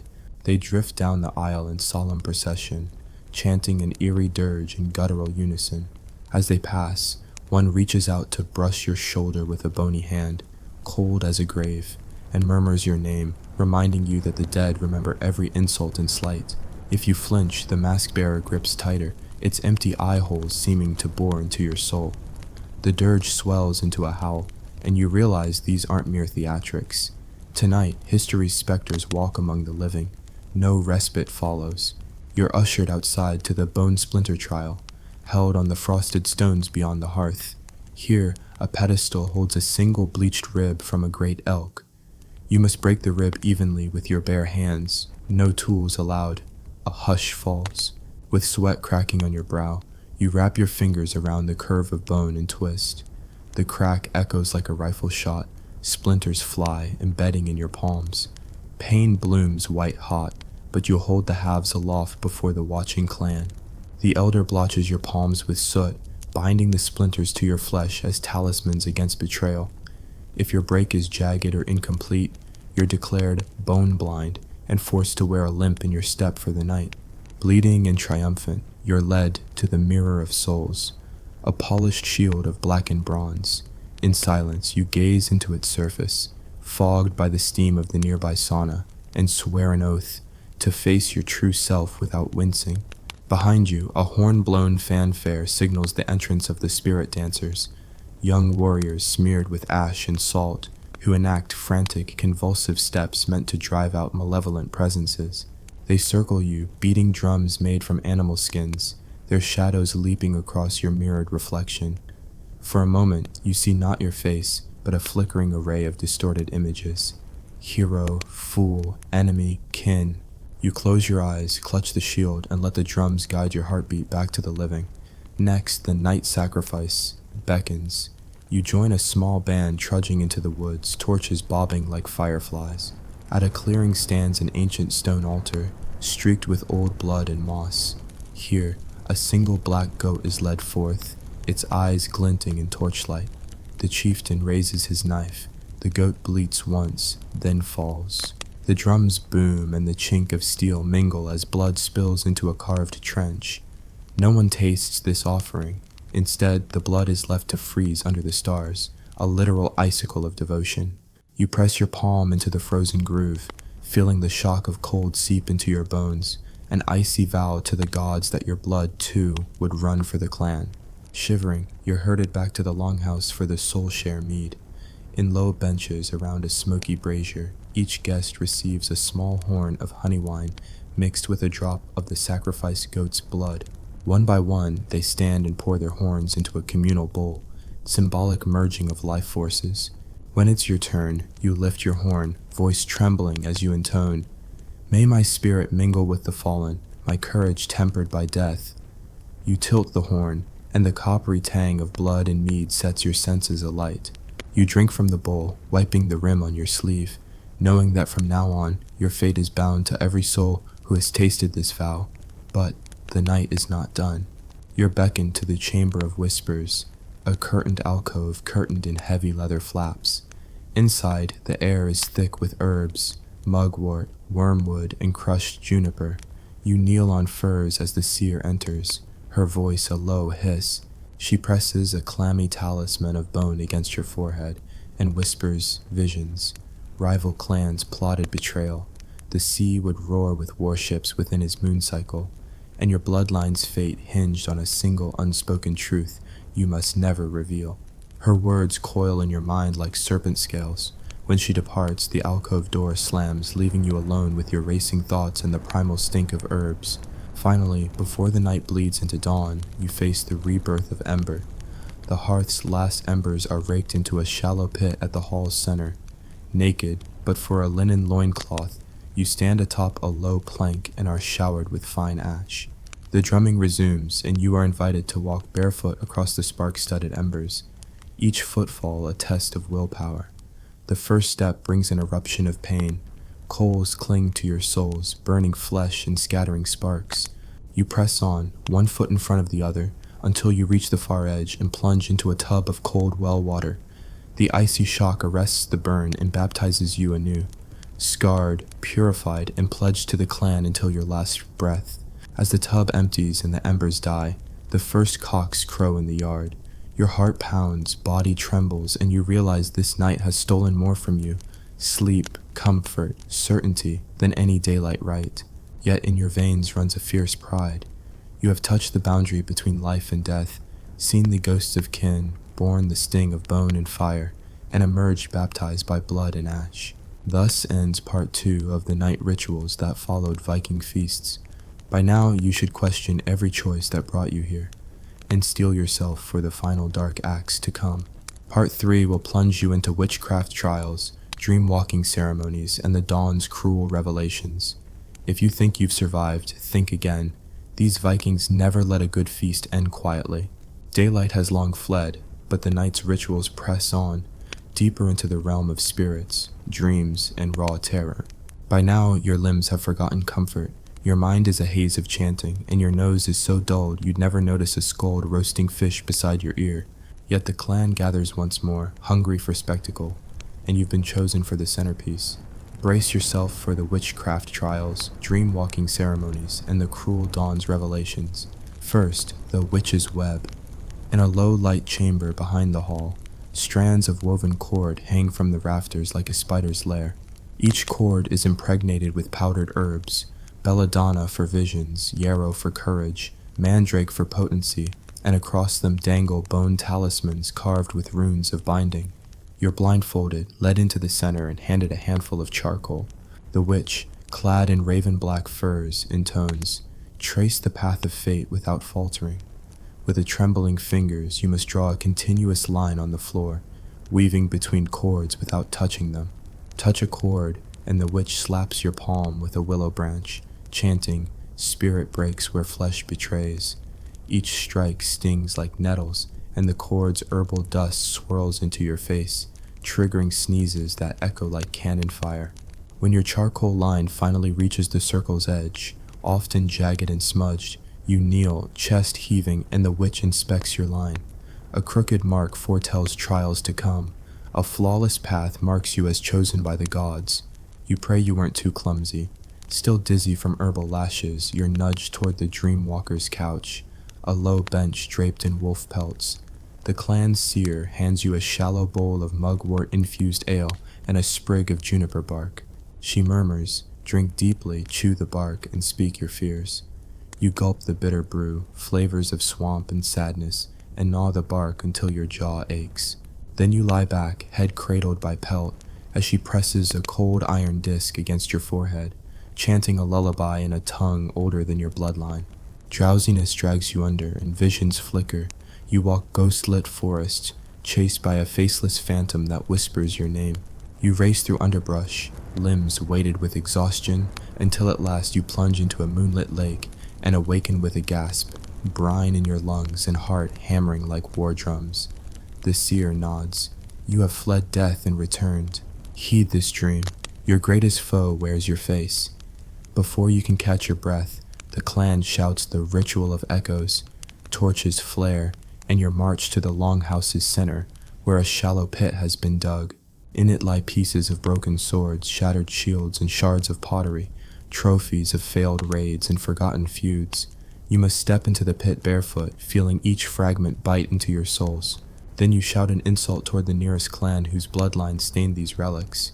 Your echo bounces off the timber walls, distorted into a chorus of phantom voices mocking your fury. You stomp through the pit, each cut on your feet a vow of vengeance, and emerge bleeding onto a woven cloak held by young pages. They wrap you swiftly, each drop of blood on the cloth is a promise sealed in iron and bone. Exhausted yet unbowed, you're led into the eyes of the night trial. 2 candles burn on a low table, each sandwiched between a pair of sharpened iron pins. You kneel, lean forward, and stare into the twin flames. One pale blue, one smoky red, without blinking. The flicker magnifies every shadow, and you begin to see shapes. A wolf pacing behind the flame, a raven alighting on the red wick, a severed hand reaching from the hearth. Your eyes sting, tears flow, and every instinct screams to look away. But if you blink, the clan hisses, and the witchfinder smacks the back of your head with a leather thong.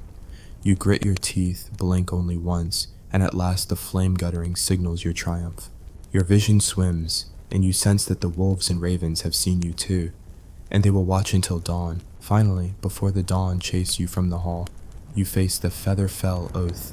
The skald returns with 2 goose feathers, one stained black, one white. He hands you a bone-tipped knife and instructs, "Split this oath in 2, one for service, one for sin." You carve a slit in the black feather, allow its barbs to scatter, and breathe in the acrid scent of burned quills. Then you split the white feather, letting its pristine plumes drift like snowflakes. As the feathers fall, you recite, "As black feathers bind me to duty, white feathers bear my penance." Your voice cracks and the final echoes dissolve into murmurs. The clan gathers the feathers, weaving them into a banner that will hang in the hall. Your sins and your service forever intertwined for all to see. The final hush falls as the first pale glow creeps at the horizon. You are left alone in the hearth's dying embers, blood-soaked, sleep-starved, and shaken by dreams that refuse to fade. When the torches dim, the longhouse stands empty, but the imprint of this night, its pain, its visions, its oaths, will linger in every stone, every beam, every breath of the clan. You stagger to your sleeping mat, your mind racing with prophecies and promises, knowing that dawn's light will bring no solace, only the harsh reminder that Viking nights were not meant for rest. Thus concludes part 3 of the night rituals that followed Viking feasts. You've traversed webs of witchcraft, dreamscapes of dread, pits of glass and bone, flames that bore witness, and feathers that carried your very soul. Only one chapter remains. Part 4 will unspool the final rites, the dawn's cruel reckoning, the reckoning of bodies and spirits, and the break of day that tests whether any of you have truly survived the night. Stay alive, brave soul, if you can. As the first pale fingers of dawn pry open the longhouse doors, the final rituals begin, each designed to seal the night's ordeals and thrust you back into the harsh clarity of day. You've danced with spirits, tasted embers, bled in sacred pits, and courted visions. Now comes the reckoning of flesh and spirit, the dawn's litany, and the final rite of release. Brace yourself for the culmination of Viking night magic, where every oath, every cut, every whisper becomes your inheritance. First, the reckoning of flesh and spirit. You emerge, guided by groaning rafters and the stink of spent rituals, into an open courtyard strewn with embers and bone fragments.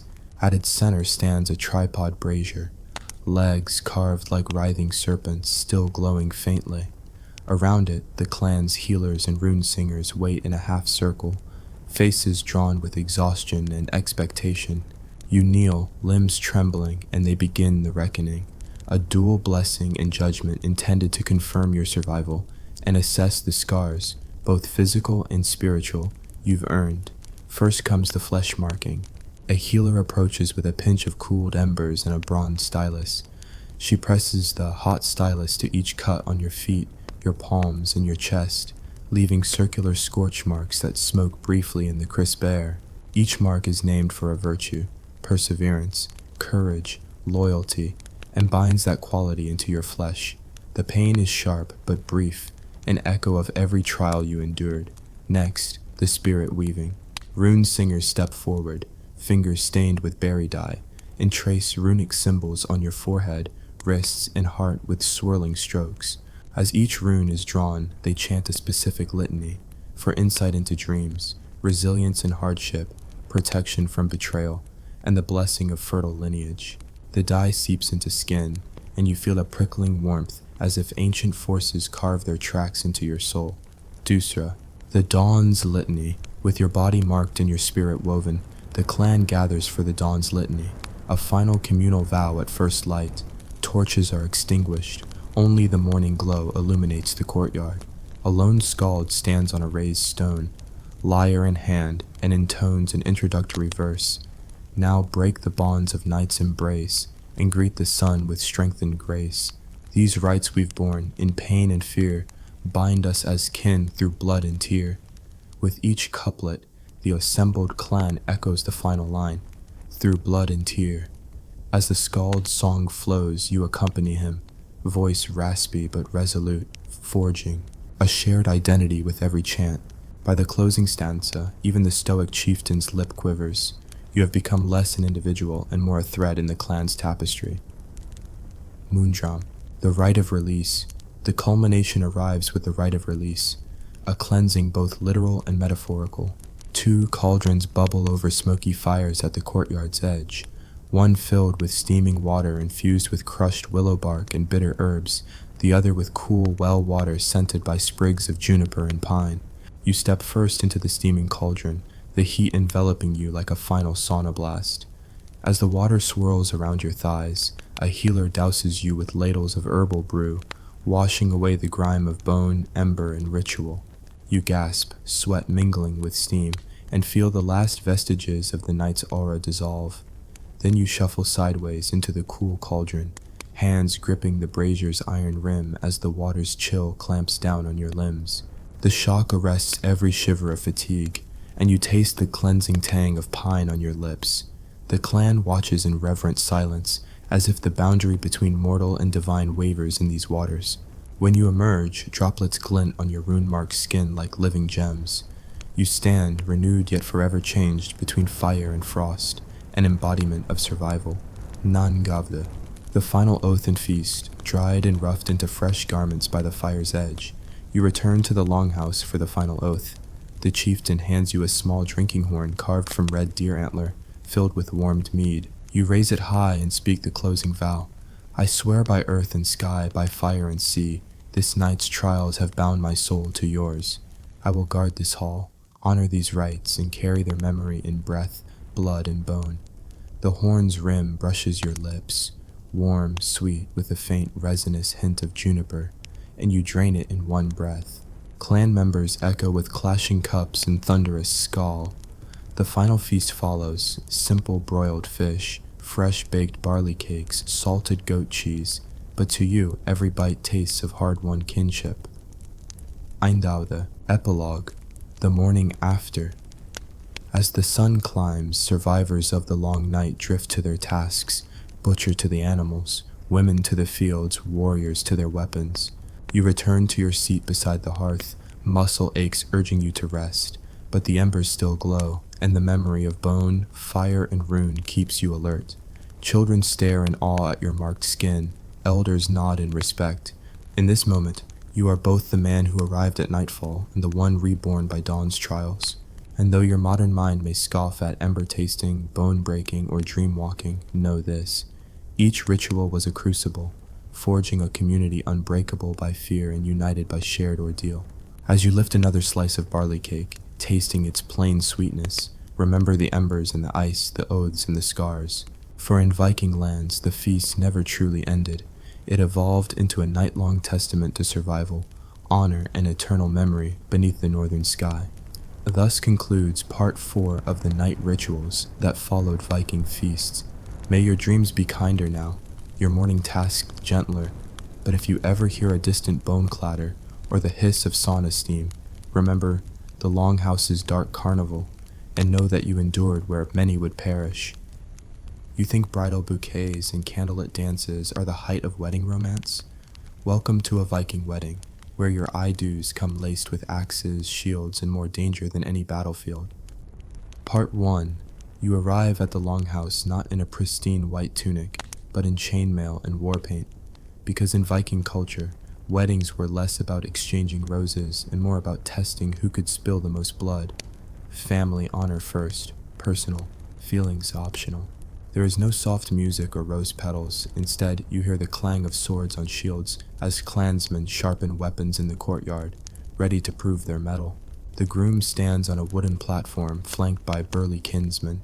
The bride, bedecked in her finest battle brooches and iron-woven hair rings, stands opposite, eyes cold as winter fjords.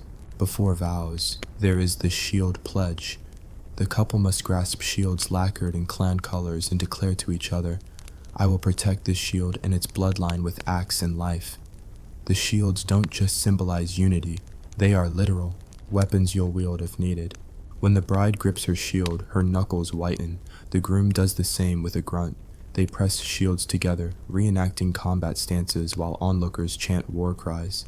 Love, in their world, is forged in shared defense, not flowery declarations. Next up is the Frostfire Feast. A boar's head, still smoldering, is presented on a spear above a roaring hearth.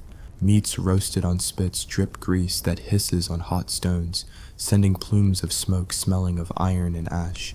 No dainty canapes here. This is raw flesh eaten with bare hands.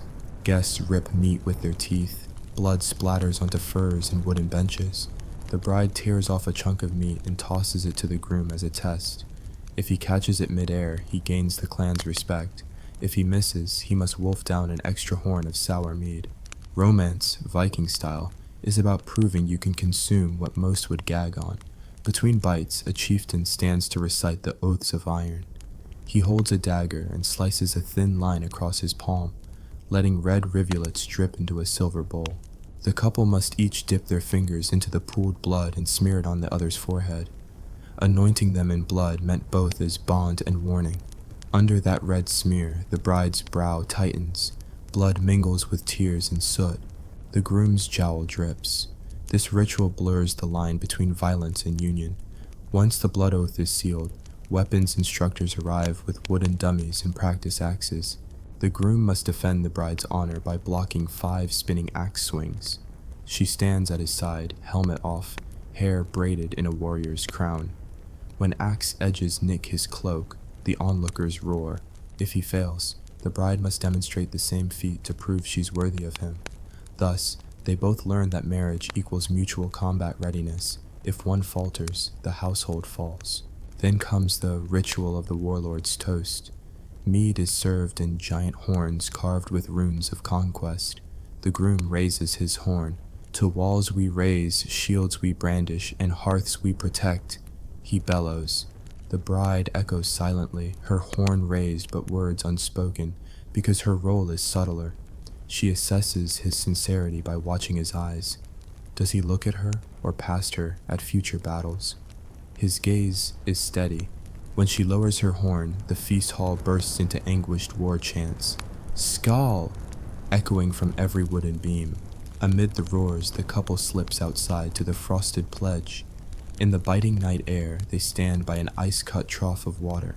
The bride plunges a hand in, retrieves a fist-sized block of ice, and hands it to the groom. He squeezes until water drips down his arm, symbolizing endurance of winter raids and harsh seasons. If his flesh numbs, he must plunge his face under the water, an act more chilling than any romantic first kiss. When they both clutch the ice and lift it together, it cracks, the sound like victory or doom. This broken ice is tossed to the ground, signifying their shared trials crushed beneath them. Back inside, the feast resumes with the Feast of Scars. Each warrior brandishes a recent wound, slashes from border skirmishes or bites from beasts. They display scarred flesh as trophies, each story recounted. This one saved my chieftain's life. This one taught me caution. The bride reveals her own scar from sparring practice with her father. The groom responds by planting a kiss on that scar, sealing respect and desire in one fierce gesture. Romance in this culture is inseparable from the pain that cements trust. As heat and mead swirl, the night deepens into the test of the fallen. Torches are extinguished. Shouts summon the clan outside to the burial cairn built earlier in the season. Looted relics, broken shields, shattered helmets, rusted swords are piled atop stones. The couple must toss offerings, a shard of the bride's comb, a fragment of the groom's shield. When these tokens land among the ruins, they are crushed underfoot by the clan. This act symbolizes that past losses fuel new unions. Every broken thing underfoot becomes the foundation for their future.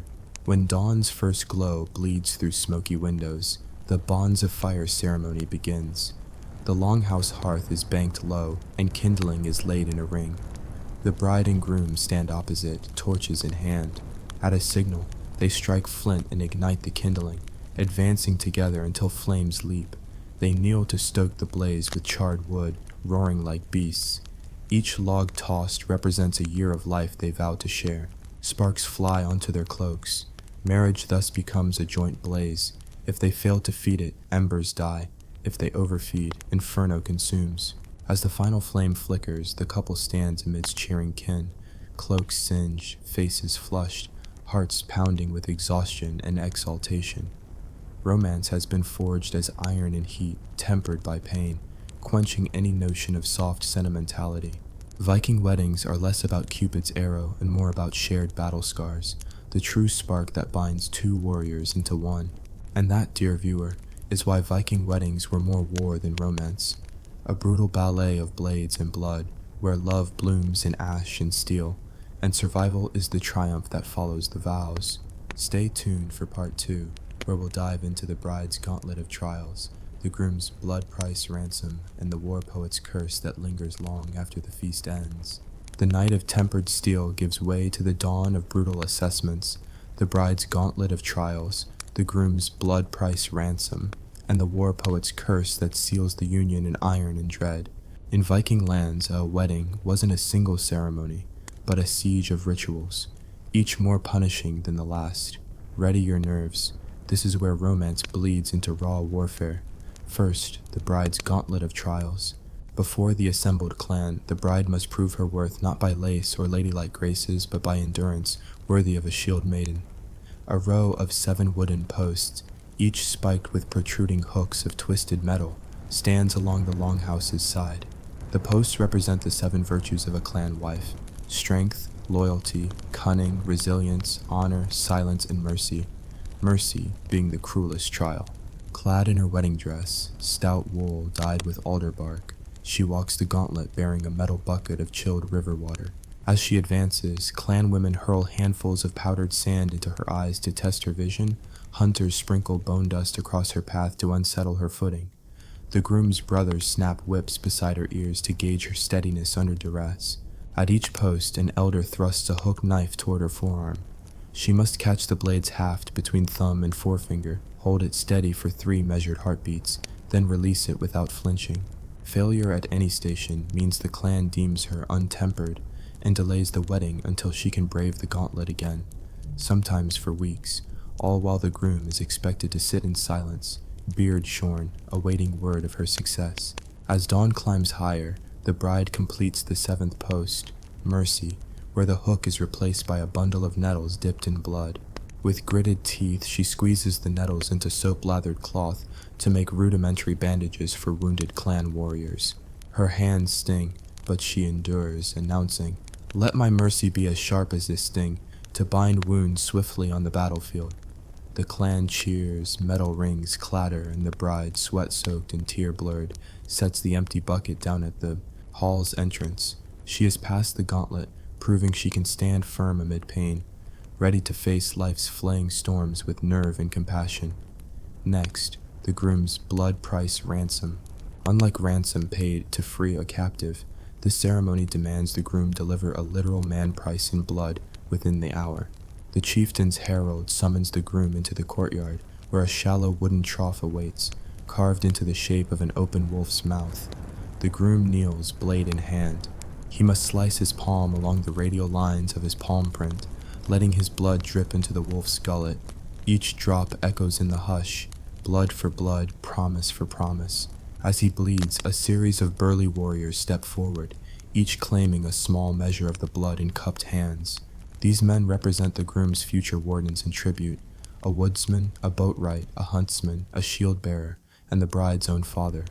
Each pours his cupped blood back into the trough, blending their lifeblood with the groom's. The final act, the chieftain plunges a ceremonial dagger into the blood pool, twirling it thrice, north, south, east, then lifts it high, declaring, "Let your blood mingle with ours, let your fate be our burden." The groom must then swallow a fistful of salt to seal the price.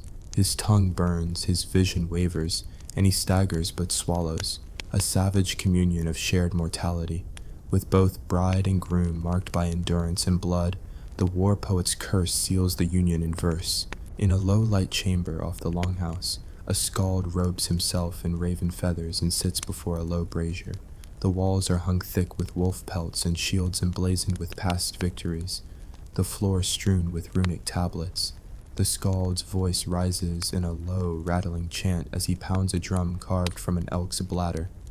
May your axes bite deep, your shields stand fast, may foes fall like winter's leaves, and your saga outlast. With each couplet, he strikes a bronze horn rim thrice, east, south, west, each strike stirring smoke perfumed with juniper and burnt root. Then he unfurls a scroll inscribed in crimson ink. Let no frost giant's roar break the bond you've sworn. Let no blade unseemly clasp your glimmering form. If either heart should falter, may all Midgard mourn. The curse is both blessing and threat. Fail to defend your union as fiercely as your hall, and the weight of poetic curse will hang on your name, echoing through generations.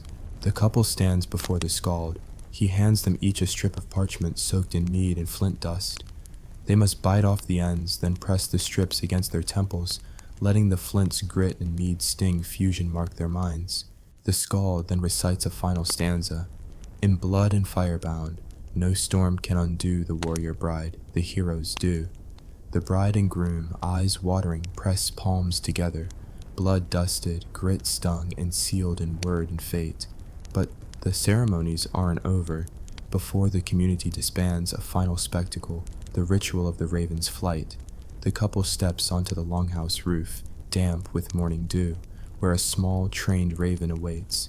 This bird, hooded to keep it calm, is unhooded at the ceremony's apex. The bride releases a pinch of pitch-covered barley into the raven's beak, a test of her hospitality even to a creature of ill omen. The raven, balking, croaks twice, then alights from a perch and flies westward into the dawning sky. The direction of its flight is read as a prophecy. North means hunting success, south means prosperous trade, east means safe seasons, and west, inevitably west, means war. Today, the raven veers sharply north, a favorable sign that the union will prosper in joint hunts and shared feasts.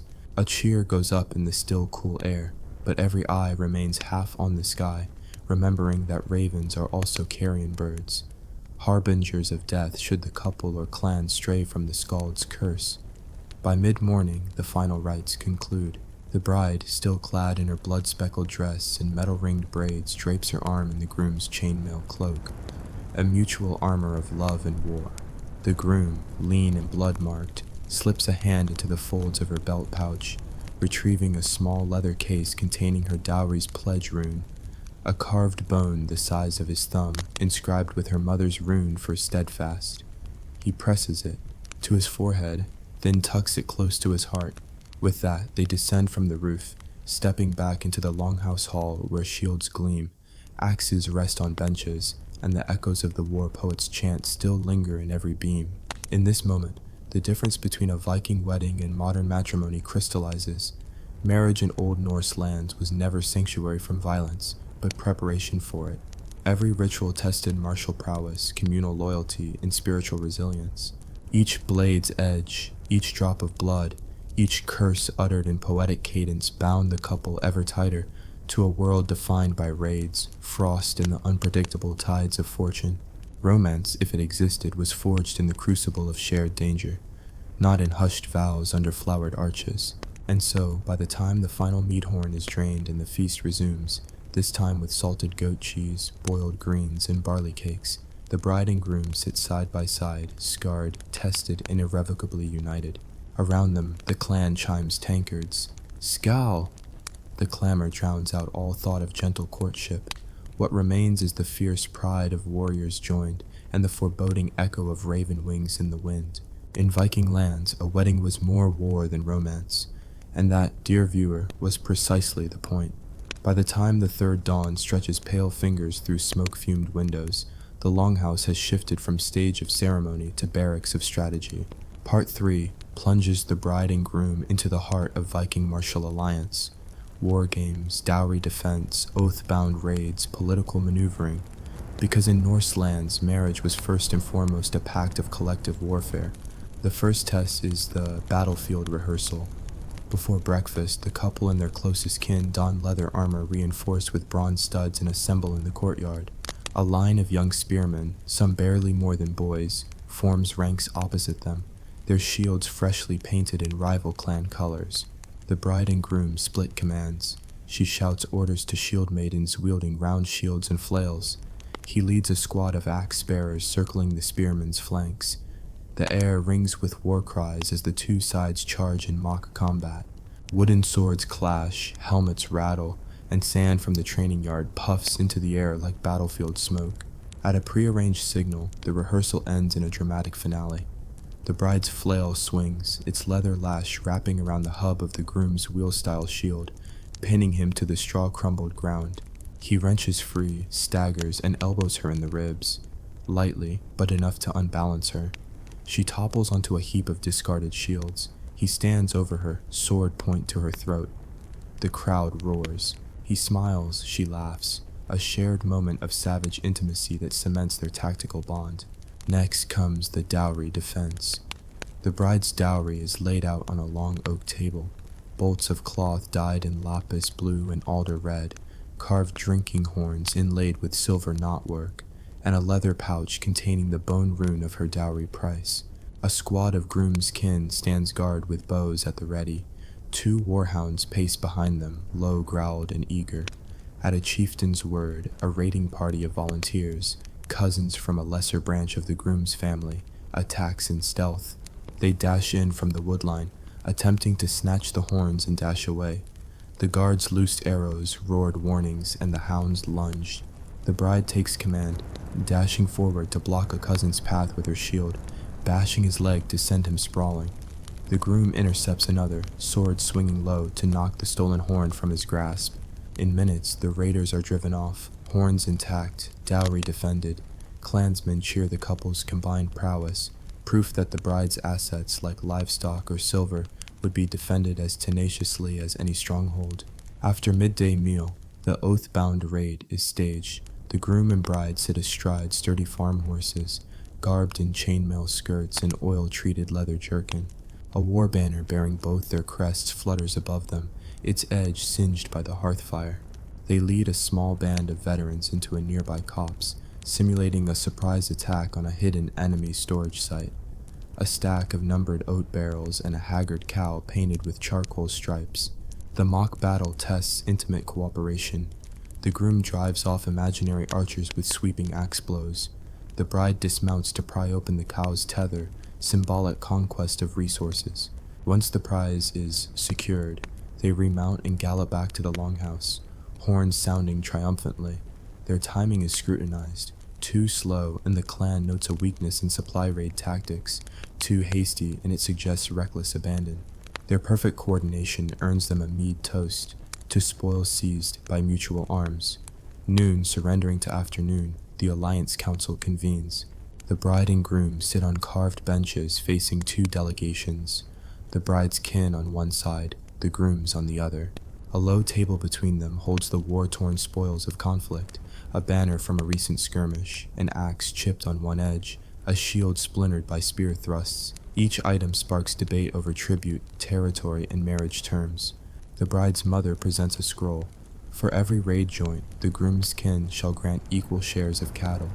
The groom counters with a leather pouch of coins. For each winter campaign we lead, your kin shall receive 2 barrels of salted fish. Negotiations drag, voices rise, until the bride slams her fist on the table, her ring-clad hand rattling coins in the purse. She proclaims that a new pact be written, equal risk, equal reward. The diplomat's quill scratches on parchment, sealing a treaty that transforms the marriage into a bilateral war corporation. The clan erupts in applause, acknowledging her as strategist, him as facilitator. A dual command that ensures neither side dominates. As dusk bleeds into early night, the couple faces the warrior's feast of pledges. Long wooden benches sag under weight of roasted venison, smoked salmon, and thick loaves of barley bread soaked in herbed butter. Across the hall, 2 horns stand on pedestals, one filled with mead for the groom, the other wine-like ale for the bride. The chieftain calls first to the groom, "Swear your pledge to our annals." He lifts his horn, voice steady, declaring 5 arcane vows, each a commitment to clan, to honor, to vengeance, to harvest, to hearth. Each vow is punctuated by striking the horn's rim with a small flint hammer, sending sparks that catch drifting sawdust. Then he passes the horn to the bride. She recites her own pledges, her voice weaving authority and warmth, vowing to foster allies, heal the wounded, preserve treasure, secure sons for battle. With each vow, the ale inside her horn sloshes, sending beads of liquid that the crowd interprets as blessings from Freya herself. When both horns are drained and vows sworn, a silence falls, heavy with shared destiny, before the hall bursts into collective skål. Later, when the fire embers glow a dim red, the ritual of the twin blades begins. The couple sits back to back on a log bench at the hall's far end. Before them lies 2 identical swords, their blades freshly sharpened, hilts wrapped in dyed leather. A bronze brazier on a low tripod smolders between the blades, its coals fed with pine resin for a fragrant burn. The bride reaches for one sword by its crossguard, the groom takes the other by the pommel. On signal, they stand, lift the blades high, and circle in opposite directions. She clockwise, he counterclockwise. until their trajectories cross above the brazier's steam. Then, with a single synchronized movement, they press the blades tip to tip, forging an X. Sparks fly from the resinous coals swirling around them. They lean into the crossed swords, pressing backs together, testing balance and trust. One misstep could send steel clattering into the hearth. They hold this cruciform stance while the clan chants the ode of shared steel.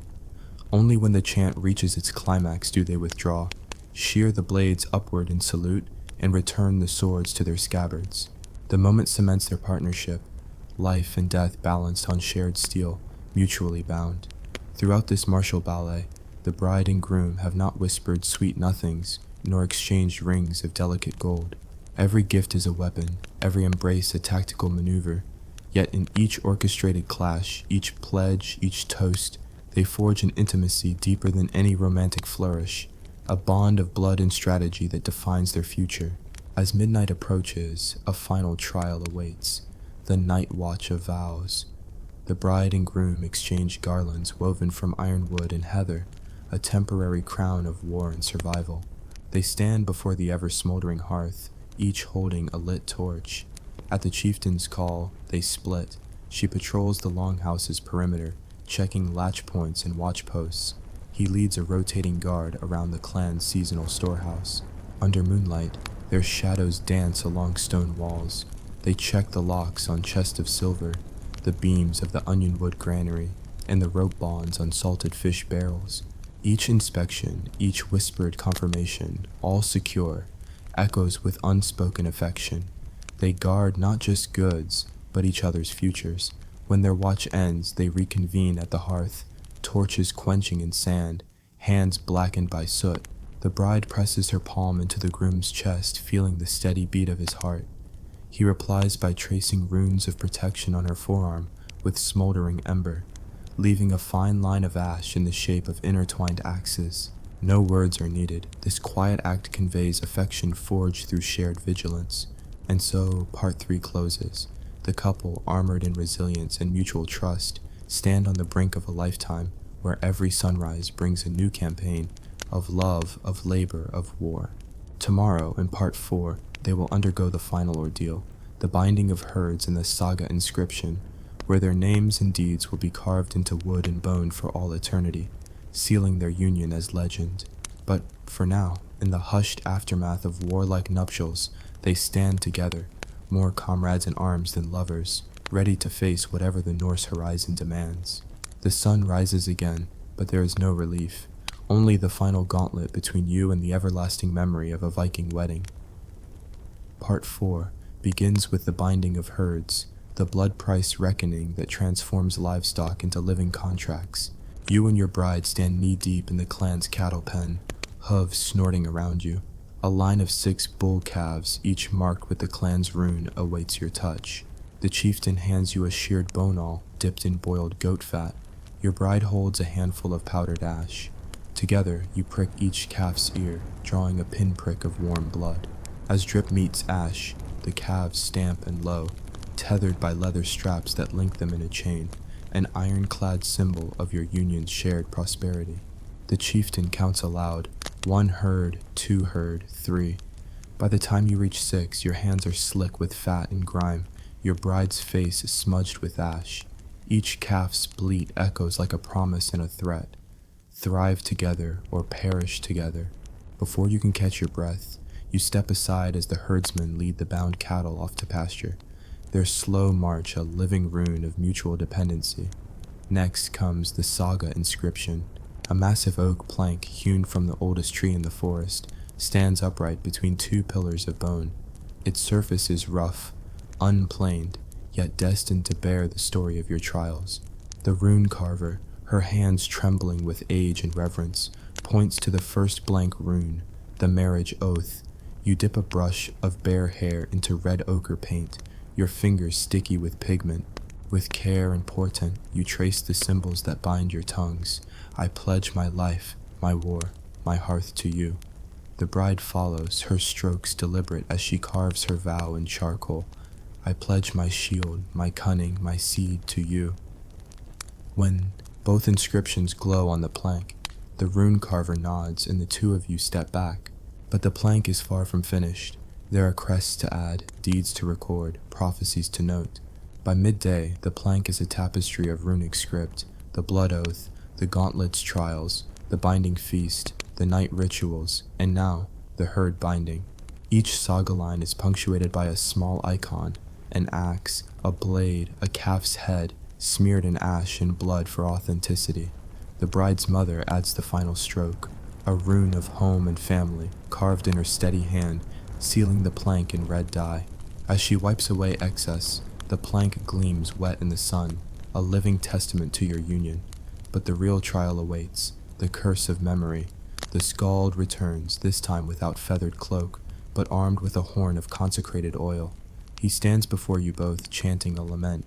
May your saga outlast these bones, but never forget the price at which it was writ. He anoints your foreheads in the plank's runes, then whispers the final curse. If ever you forsake these vows, let your names be swallowed by the sea's depths. The oil glistens like a tear on your skin, and you taste salt in the air. No brazen mead this time, only the solemn promise that your story is now bound to fate. As twilight falls, the chieftain calls for the last feast, the feast of remembered sorrows, where no meat is served but salted fish, hard cheese, and flat barley cakes, plain fare meant to focus the mind. You and your bride sit at the head table, each given a shallow bowl of pickled herring. Before you eat, you both must recount a moment from the wedding trials that nearly broke you. Your bride recalls the bone splinter trial, how shards lodged in her palm like spiteful spirits, and you nod, feeling her pain echo in your own clenched fist. You describe the ember walk, how each step burned flesh and egos alike, and she smiles knowingly, her eyes shimmering with shared agony. Each confession grounds you. Together you survived, together you remember. Finally, as the longhouse falls silent, the couple withdraws to their chamber, a curtained alcove under the roof's apex. There, amidst furs and fresh linens, you pour 2 cups of water from the sacred well. No mead tonight, only pure water to wash away the residue of blood, sand, and oil. You raise your cups. To our years ahead, may they be forged in honor, not only trial. You drink, the cool water rushing through you, washing a layer of grime from your throat, even as the memory of every trial clings forever. With water-wet hands, you press your palms together, fingertips pointing toward the heavens. A final rune mark appears on each other's skin, a simple cross of ash from the hearth of vows, symbolizing unity in earth and fire. In that quiet moment, shoulder to shoulder, you grasp the paradox of Viking weddings. They were more war than romance, yet in the furnace of trial, you found a bond stronger than any sweet word or perfumed promise. As dawn breaks again, you step back into the world, scarred, blood-marked, rune-sealed. Around you the clan stirs, readying for harvest and raids, knowing that your union will stand as a bulwark against winter's hunger and spring's raids. Your saga has been inscribed in oak and bone, in blood and ash, in oil and water. Romance may be absent, sentiment may wither at the edges of your contracts and curses. But what remains is something more enduring, a partnership forged in the crucible of Viking ritual, unyielding as the northern rock, fierce as the raven's cry, and bound for the ages.